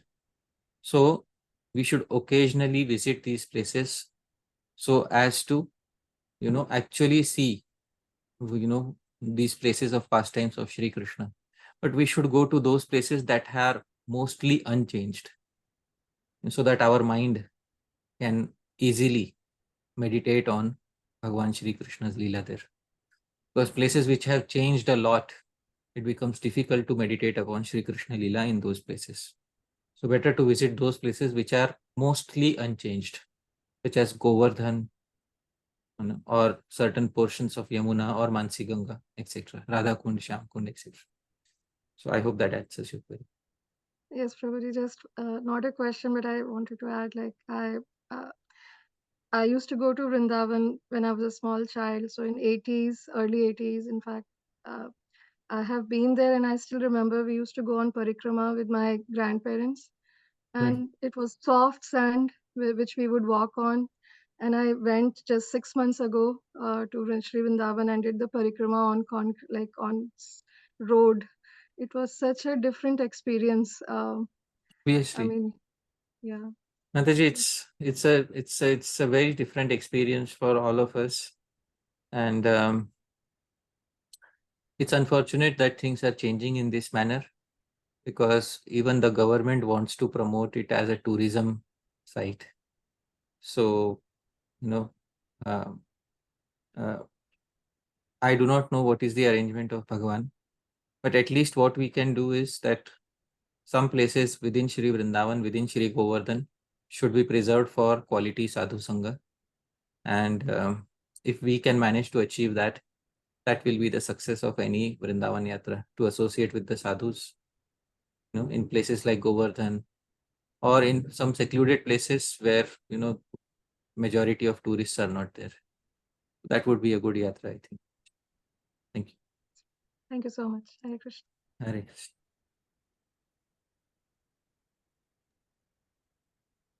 Hare Krishna. Mute karo. Hare Krishna. Now, thank you, Prabhuji. We'll go to Ananga Mohan Prabhu. Hare Krishna, Prabhuji, Dhanapram. Thanks a lot for such a wonderful lecture on Vrajavas. Prabhuji, my question is, there is 10 vows of Sri Raghunatha Dasa Goswami, Prabhupada, and in the second vow, he is telling that I will live in the Vrindavan birth after birth, and even if the Lord and his devotees are available outside the Vraj, I will not go, and I will gossip with the villagers there only. And in today's talk, it is the mood is like that. The potent sadhu sangha is available even outside Vrindavan. We should aspire for, even in the tirthas, we should aspire for the sadhu sangha, which can create the Vraj in our heart. So, how to reconcile these two statements? Wonderful. Actually, what to speak of that? In the next 3 verses, Rupa Goswami is going to say stay in Radha Kund. That's what Rupa Goswami is going to say in the next 3 verses. But why is the focus of today's class on having sadhu sangha? Because today's class is still within the boundaries of sadhan bhakti. We are still practitioners, and therefore this is what is instructed for us. Raghunath Das Goswami's, what is the name, Sanskrit name of that? Can you please tell me? Dash, I forgot. Swa Niyama Dashakam. What is the meaning of Swa Niyama? My vows, Swaniyam, self. Vows for myself or vows for the entire world? Vows for himself. Obviously. Myself. How can we take a vow from his personal vow list and then apply it to the entire world? It cannot be. It cannot be applied. Therefore, he very specifically named Swaniyama Dashakam. It is for his own. Anybody who has understood the mood of Sri Raghunatha Dasa Goswami, who is a follower of the mood of Sri Raghunatha Dasa Goswami, that person can definitely take those vows. But how many people will be able to, how much time and how much guidance is needed to fall in line perfectly with Sri Raghunatha Dasa Goswami? One of the verses in that Swaniyama Dashakam is that I will be very exclusively dedicated to Sri Radha, and any other group of gopis, I will never listen to them. I will never hear their talks. Now, is this mood present in most of the people who visit Vrindavan? No? Most of the people who visit Vrindavan, they just say, let me get anything. Let me anything that Bhagavan wants. Let me get anything. With that mood, they're visiting Vrindavan. How can they have? Sri Raghunatha Dasa Goswami is a very specific mood. Very, very specific mood. And that mood has been developed, can be developed only by very few rare select sadhakas. And those sadhakas have the ability to stay permanently in Sri Vrindavan. It cannot be turned into a public instruction for unqualified people. That is the answer to your query. Thank you. Thank you. Thank you, Prabhuji. We will go to Omkar Prabhu next. Hare Krishna, Prabhu, Dana Pranam. Thank you for the beautiful class today, Prabhuji. Prabhu, I had a question about the current scenario of Sri Vrindavan Dham. I've heard like some people saying that the current, like the narrow roads, the Kunji Gali, basically the poets sing about it. So there is a kind of like, I could say just a saying like, like these have been like this for eternity, and all the people, staying beside some temples, they are staying like that. So the main point what I want to ask is about the current scenario of the dham is that people are literally overcrowded the many temples and the places besides it, and I think government is trying to free up some space. So I just wanted to ask what would be our perspective on this, because obviously it will encourage tourism, which we don't want to, but at the same time the current seeing the current situation of Dham, it seems that it is a little best to clear it in some ways. See, we are stuck between two difficult places. One is if the government doesn't do anything about it, then sooner or later there will be a tragedy and people may die in a stampede.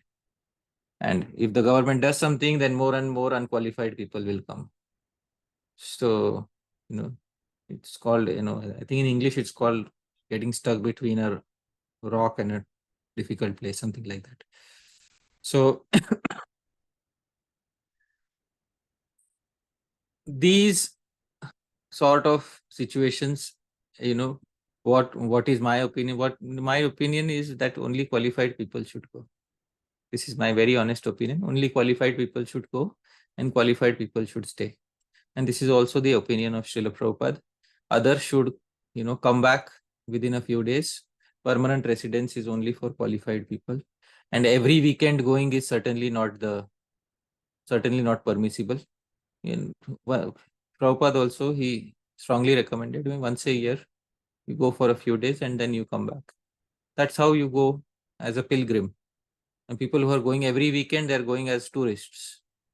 And people who are eligible to stay there forever are those who are eligible for Raganuga Bhakti. So that is, I will not have a very different opinion than this. The government may be doing what it is doing, but Bhagwan has his own way of getting things done. So we will see in the future if something is possible for the Gaudiya Vaishnavas to have a place where they can perform their bhajan nicely and peacefully. Hare Krishna. Yes, true. And I only wanted a small update about like I think some people quote some songs or something like, which describe the narrow paths of Vrindavan. So I just wanted to ask, obviously 500 years, this was not the case, but why did the poets glorify it like something like, from these narrow paths, Krishna walks and something like that, because it's kind of some emotional stigma kind of thing that people have. What emotional stigma?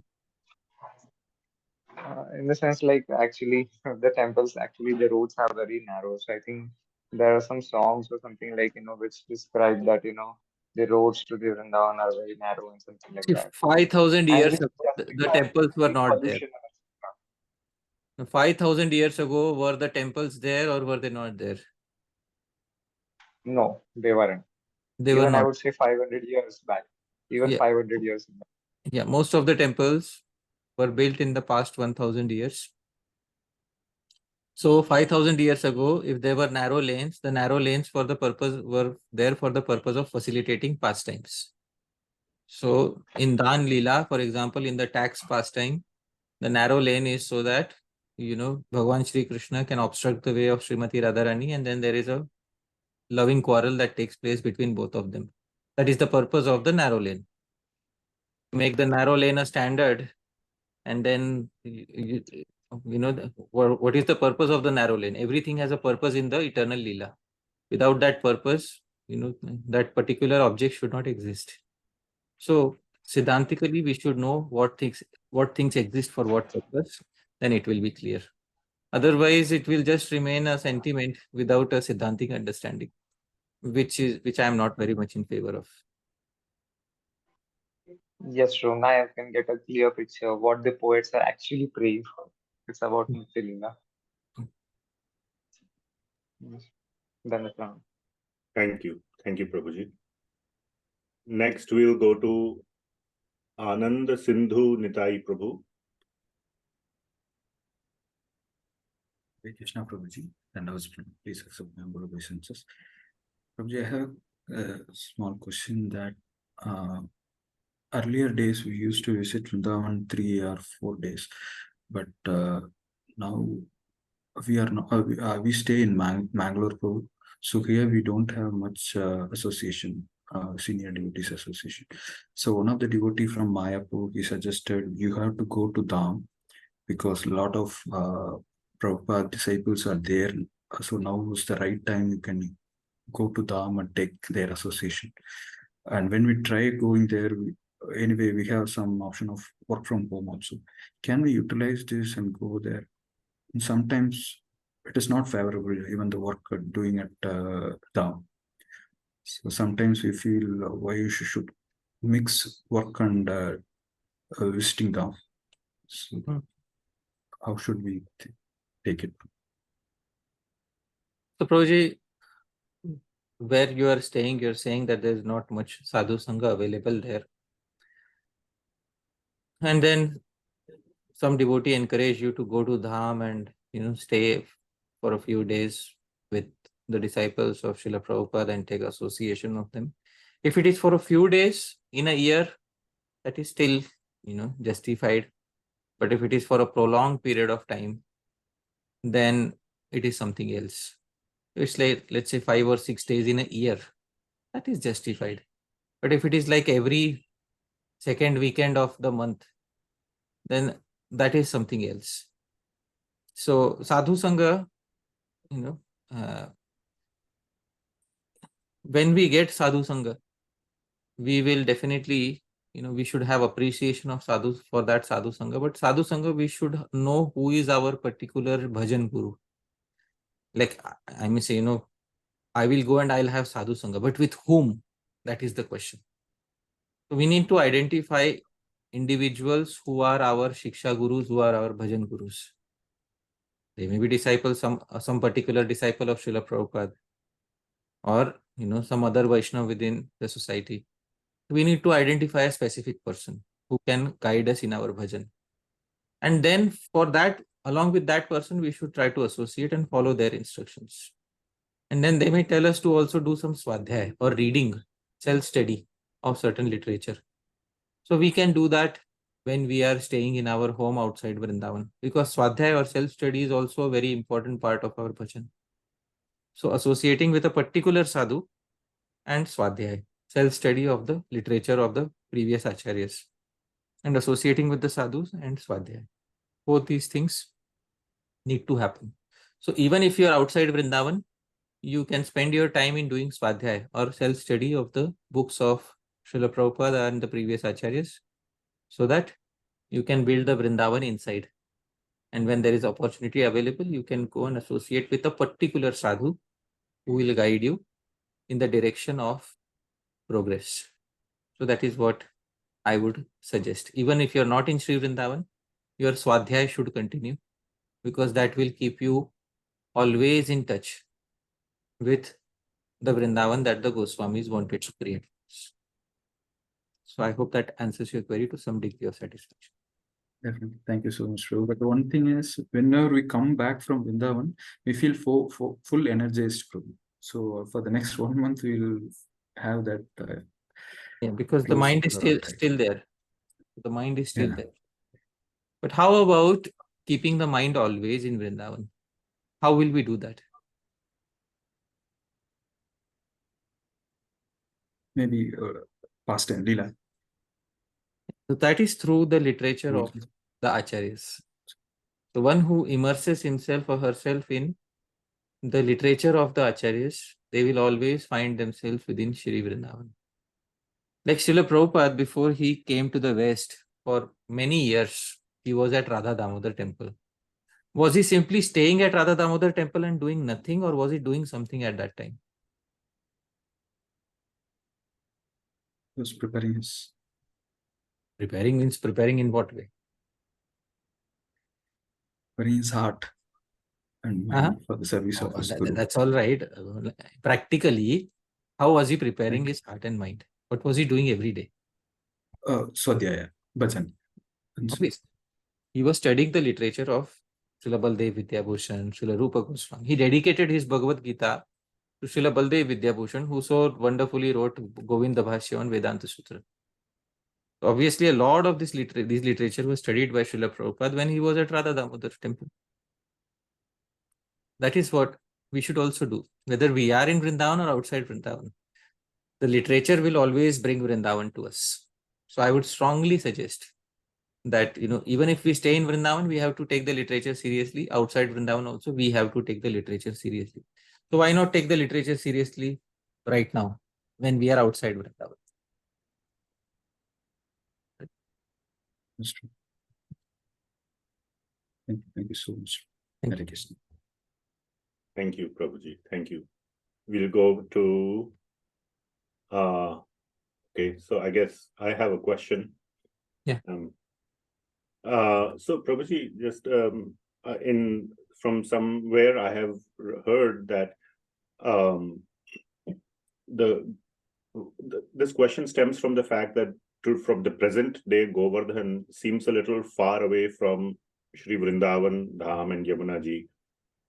But I have heard that during Lord Krishna's time, it used to kind of open up like a lotus petal, and then Lord Krishna would climb, and then it would bring it. So the distances were kind of reduced in that way, and then it would again open up late like that. So could you please share some light on this? Is this? Yeah. So as I said, the nature of when Krishna was present, it was Prakat Prakash. So Goloka Vrindavan with its full level of detail and all the features manifested here. And let's take Govardhan. In the beginning of the Ras Panchadhyayi, Sanatana Goswami, Sri Vishwanath Chakravarti Thakur asks a question that there are so many gopis. And Govardhan's area is very limited for every gopi to have a personal meeting with Sri Krishna. So how can so many gopis fit in such a limited area? So in reply to this, Sri Vishwanath Chakravarti Thakur says in the commentary to the first verse of the Ras Panchadhyayi that Vrindavan has because Sri Krishna is personally present there, so it's not the Drishyaman Vrindavan, the Vrindavan which we see now. It's the Vrindavan which is Prakat Vrindavan, which has all the features of Goloka Vrindavan. And as I said, Goloka Vrindavan is a very dynamic place. I showed a very small glimpse from Sri Kavi Karnapur that there are 6 seasons, and 6 seasons are available throughout the year in different places in Sri Vrindavan. So similarly, there is the landscape of Sri Vrindavan, which dynamically, because Bhagavan wants to perform certain pastimes at certain places. So those pastime places are dynamically accessible to Bhagavan as well as the associates of the Bhagavan whenever Bhagavan desires to perform those pastimes. Another question which Sri Sanatana Goswami asked in the commentary to the first verse of the Ras Panchadhyayi is, Krishna is just a young boy, is 7-8 years old. And how can, such an amorous activity take place at this age? So Sri Sanatana Goswami says that Sri Krishna assumes a particular age dynamically at the time of performing the Ras Lila pastimes.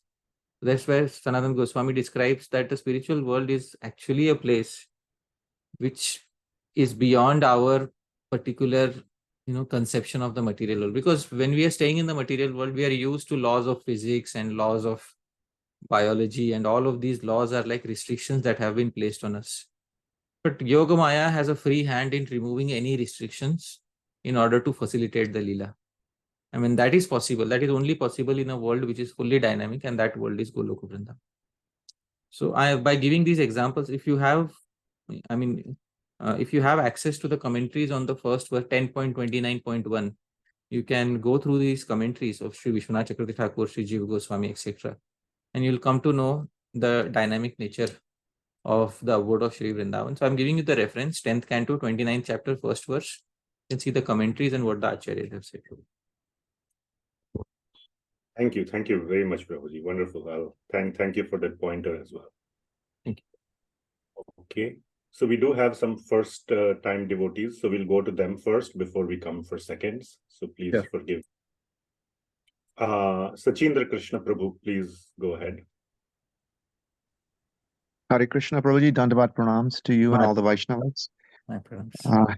Very amazing, wonderful lecture, and I hope we can all imbibe Sri Vrindavan in our minds in this very lifetime, although I know it may take me many, many lifetimes, but still the desire is there. And I'd like to say the greed, but that we'll see. You know, I'm going to be going to Vrindavan next month with my family for all intensive purposes for the first time, staying in MVT. Oh, wonderful. Yeah, thank you with the blessings of Vaishnavas. And I'm wondering, you know, obviously we have a wish list, you know, the tourist to see different sites and so forth. But obviously I would love to just sit and hear from sadhus and hear Harinam Sankirtan and try to imbibe that. But going with family for the first time, they want to see different things. What should be the mood then? I mean, you know, I would love to stay in one spot and hear a sadhu in the Vaishnavas Krishna Katha, but that's not always everyone's mood in the family. And at the same time, it's not always easy to find sadhus always at one particular location in one institution that you're affiliated with. So what to do? I don't want to waste so much time in just touching different spots. See, Prabhu, this is a common dilemma, especially when somebody is going with a family. Often I have also gone with friends and relatives, and I have faced the same dilemma that they're going for the first time and you have to show them all the places. So there's nothing you can do about it when you're going for the first time. But you know that, you know, this is not the last time you will be visiting Vrindavan. You will often have time, you know, time in the future where you'll be visiting again. So maybe this time when you're visiting, you can take them and visit all the places in Sri Vrindavan. That itself is very nice. But at the same time, you should also have an aim that maybe in future when you come, you will come for quality sadhu sangha. And if it is possible for you to spare at least one day, maybe someday the family can go and you can stay behind and go visit some sadhu. If that is possible this time, then you can try to do that. And visit sadhu, when you say visit sadhu, who do I visit? Who do you visit? You know, I mean, all are, you know, I mean, it's you know, it's almost like I'm asking Krishna, please help me. It's an year-long preparation to identify the sadhu. That's what I would say. A year-long preparation? Yeah. The identification of the sadhu should happen throughout the year when you are not going to Sri Vrindavan. And in those 7 days, you should go and associate with that sadhu. I could give you a list of names, but will my list of names satisfy your exact need? I doubt. Therefore, every person should go through the struggle themselves and locate a sadhu. I trust you, Prabhu. Yeah, you trust me. I know you trust me. But you know, I'll also have to check which dates you're going and whether those individuals will be there or not. So maybe you can write to me personally, Prabhu. I can Sure. give you. Thank you, Prabhu. Hare Krishna. Thank you. Thank you, Prabhuji. Thank you so much. Even actually, I'll be going to Vrindavan in January. I don't know you're going, Sachindra Krishna Prabhu, but I'll be there from 5th of January to 10th of January. So, okay, next we will go to Bhagavati Vasudha Mataji. Hare Krishna Prabhuji, Dandavas Pranam. Thank you so much Prabhuji for taking us through all this travel of Swadhyaya with lot of help from you in a very easy way. Today we were talking about 3 dhams, Aprakata, Prakata and Drikshya. Drishyaman dham. So all the glories of Vrindavan that we are hearing is about which dham Prabhuji, whether it is about Aprakata, Prakata or Drikshyaman, and all the Goswamis are also referring to the dham and the pastimes.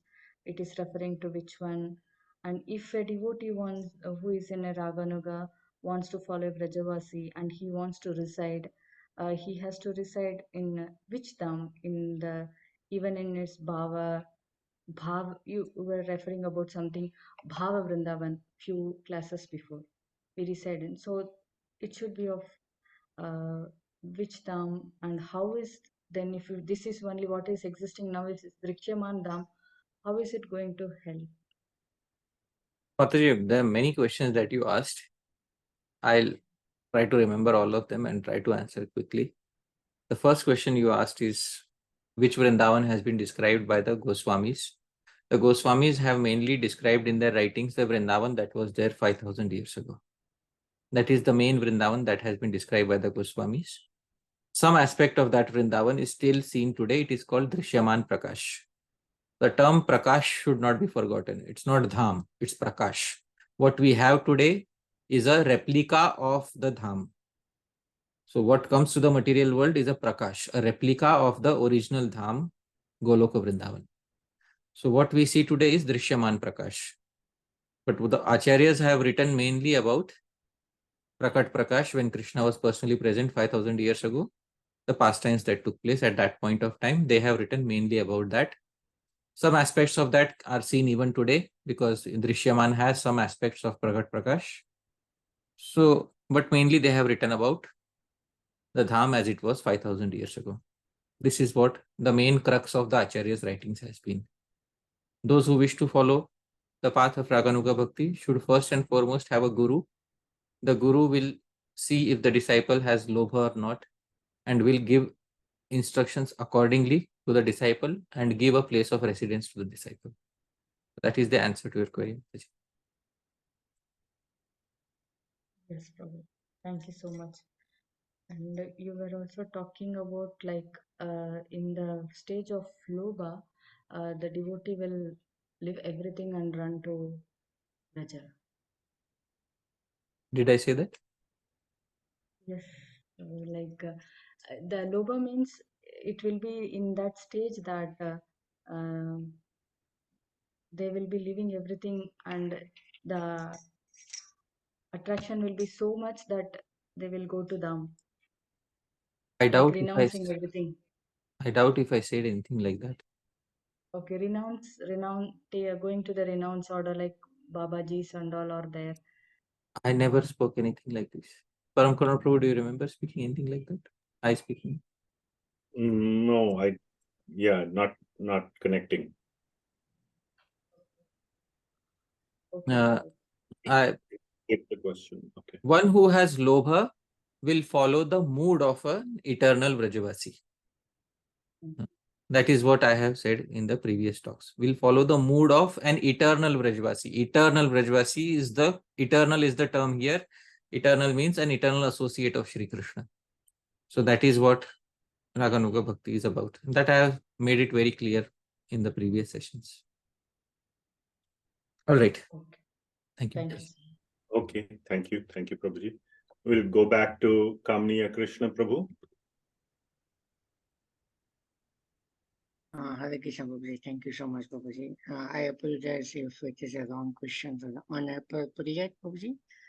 But Prabhuji, as we know that there are many samadhis of our previous acharyas, Sad Goswamis in Vrindavan and all. So Prabhuji, is it a good intention or aspiration to visit them on a priority rather than visiting all other temples or means like if we have to go, like is it better to like have an intention of visiting them first, because those are the uh, uh, real personalities who have made us to understand all this importance of the Vajdam and all stuff, right? So is it good to think that okay, we should visit them first and then visit? Wonderful. So these are the personalities who are actually Rupanugas, who are Gaudiya Vaishnavas, who are closest to Sri Rupa Goswami. It is a very good intention to go and visit specifically those places. And what to speak of if you get association of like-minded sadhus who can explain the works of Sri Rupa Goswami or the previous acharyas. If we get access to such sadhus, then that is an added benefit that we can have. It's a very good motivation to go, and because these are Sajatiya personalities. Sajatiya means they are from the same set of aspiration that we are having. So they are Sajatiya. They are also initiated in the same sampradaya. That is also why they are Sajatiya. So this is very good to spend time in such locations, Prabhuji. And if this is your motivation, I would strongly encourage it. Oh, thank you so much, brother. I was just wanted to make sure that it is not a wrong, because sometimes Bhagwan versus Bhaktas, right? So people may think We'll side with it's better to side with the Bhakta, Prabhu. It's always better to side with the yeah. Bhakta. It's always be safe. Thank you so much. Thank you so much. Thank you. Wonderful. Thank you, Prabhuji. Ananga Mohan Prabhu, please go ahead. Hare Krishna, Prabhuji.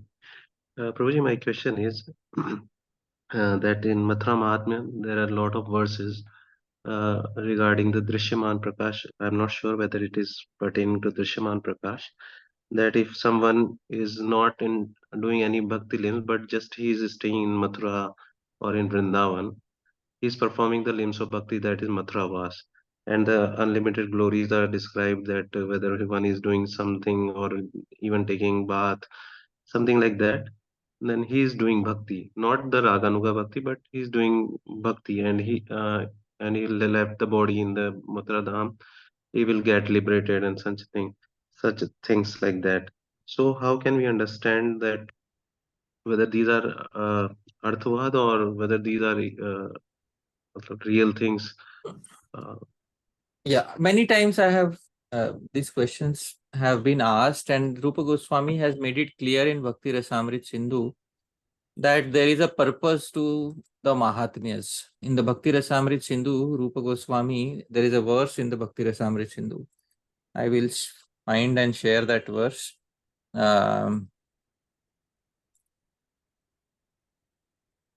Yeah.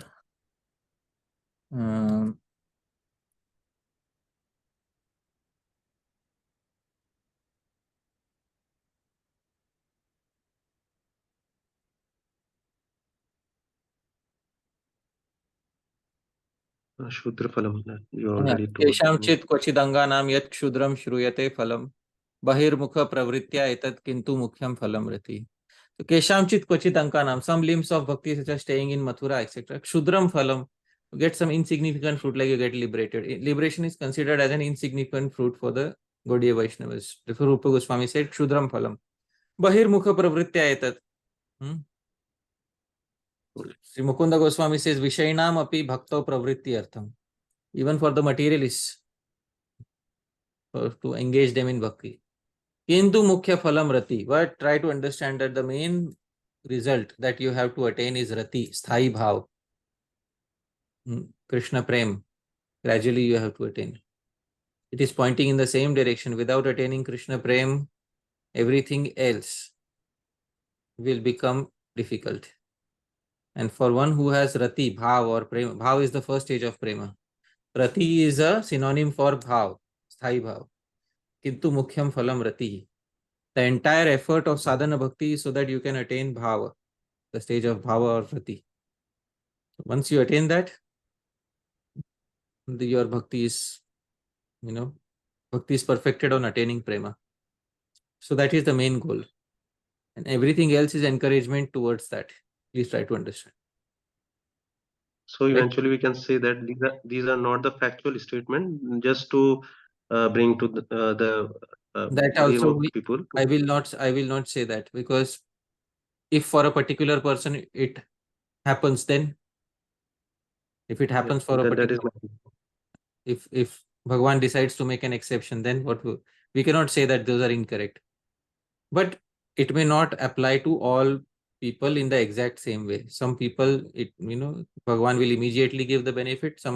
Most of the people, Bhagwan will engage them in bhakti and make them attain bhava and prem before they attain the spiritual world.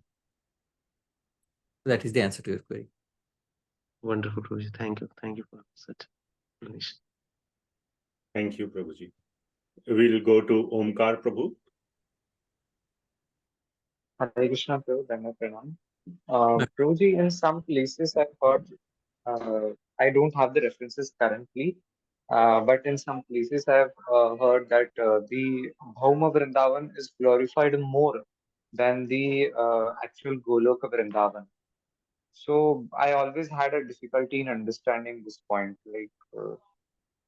There is a specific reason why Bhauma Vrindavan is in some places glorified more, and in Anand Vrindavan Champu, Sri Kavi Karnapur, I think he specifies that.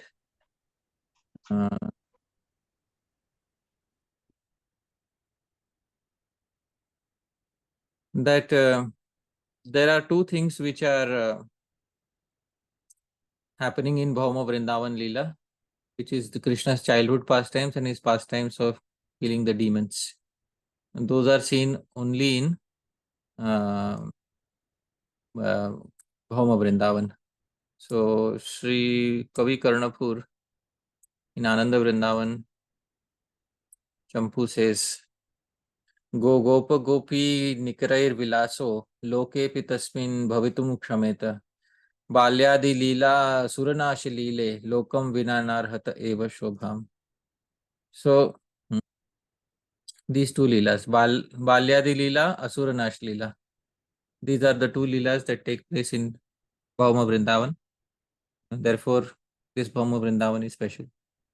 So this is mentioned in certain places, but Golok Vrindavan also has its own speciality. So I hope this answers the question. Yes, sure. Thank you, Prabhupada. Okay. We have another question from Ananga Mohan Prabhu. Hare Krishna, Prabhuji, my question was answered by the Prabhuji in Omkar's Prabhu question. Just an add-on what I want to ask, that just like the Balila would not happen in Golok Vrindavan, it is in Bhauma Vrindavan. The Vatsalya Lila of Sri Yashoda Maiya, how does it take place there? It is in his Smriti only that she remembered the pastimes of the Bal Lila of Sri Nandanandan there, or how exactly she realized the Vatsalya mood of the childhood pastimes, especially. So, Mother Yashoda's, when she sees Sri Krishna in the spiritual world, he is 16 years old. But in 16 years old also, she has the same Sri Krishna in her mind that, this is my child. She does not think of Sri Krishna as somebody grown up. It is the natural tendency of a mother. At the same time, in the various material universes, there are Prakasha Vigrahas of Mother Yashoda who are relishing all the way from the birth to the 16th year. So in this way, both relishments are simultaneously possible. In the spiritual world, there is one constant relishment of seeing Sri Krishna as 16 years old. And in the material worlds, there is repeated relishment of seeing Sri Krishna growing up. And in the material world also, when Mother Yashoda comes, there is no tinge of any suffering suffered by any Vrajavasi ever. All of them are under the protection of Yogamaya, under the jurisdiction of Yogamaya. So nobody sees any suffering in the material world. So even when Mother Yashoda is in the material world, there is no material suffering involved. Sri Jiva Goswami quotes a verse to highlight this point, because many people think if Mother Yashoda is also there in the material world, so many pastimes are going on, then the material suffering will also be there, and this puts many people into, this gives a headache to many people. So I like to quote a verse from the 10th canto. This is 10:11:58. Sri Jiva Goswami specifies that none of the Brajavasis suffered any material tribulations when they come to the material world. Iti nandadayo gopaha Krishna Rama katham muda kurvanto ramamanascha na vindan bhava vedanam. 10:11:58. Prabhuji, you can kindly read the translation.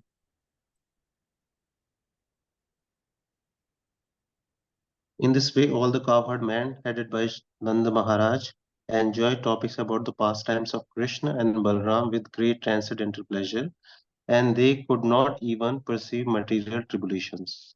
Yeah. Na avindan bhava vedanam. This is the phrase he wants to highlight. Na avindan bhava vedanam. They could not perceive any bhava vedana, any vedana, any tribulations, any pains of the material world. So this is very clear Siddhanta, whether Mother Yashoda is there here in the material world or whether she is there in the spiritual world. Anyways, in the material world, it is Prakat Prakash. It is fully under the control of Yoga Maya. Mahamaya will never be able to enter there.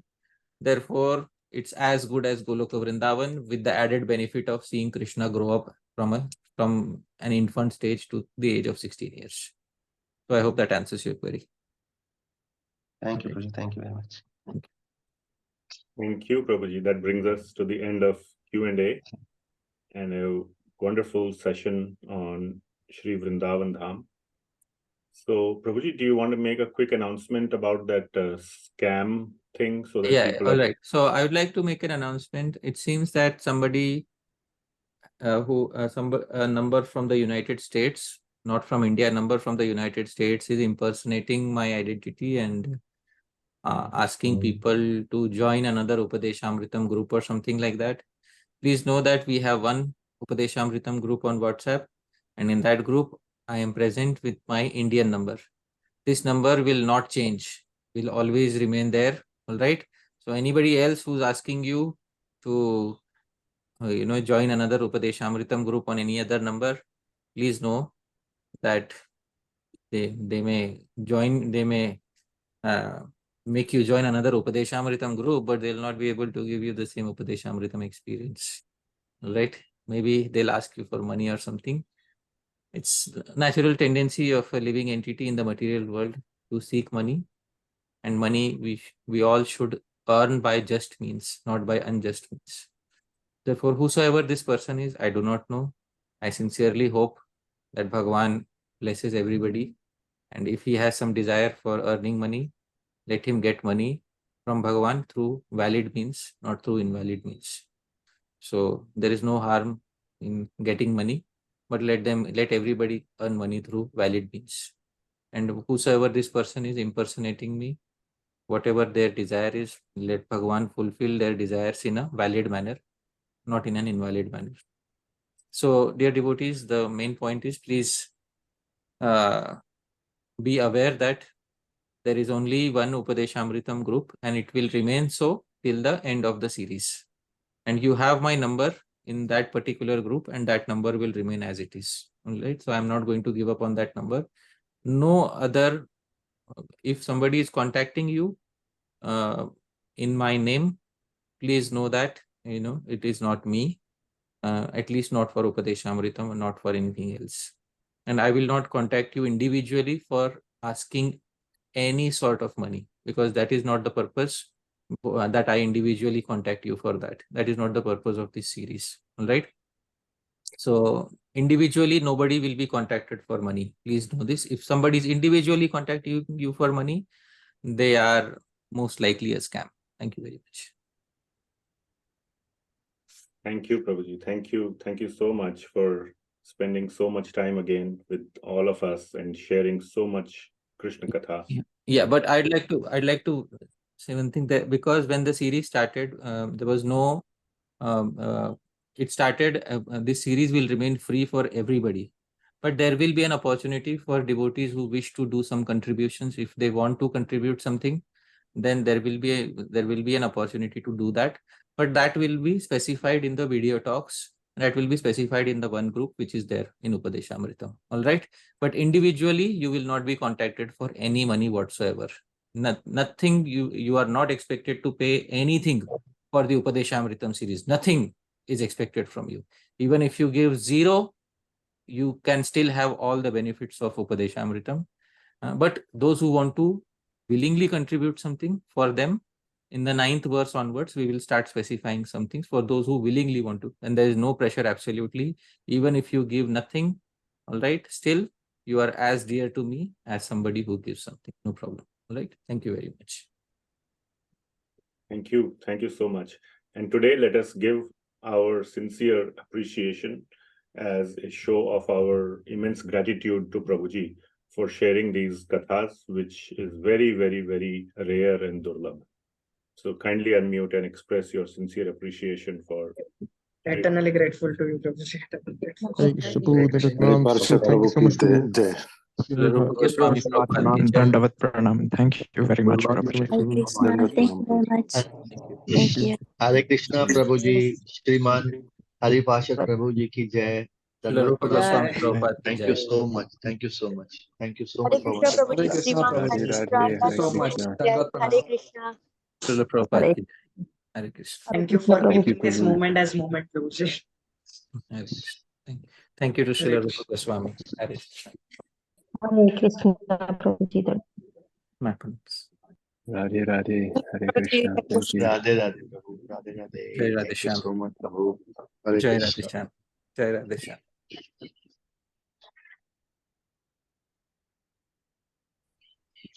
We will sign off then. Thank you so much once again. Thank you. Thank you. Thank you so much Prabhu. Thank you so much.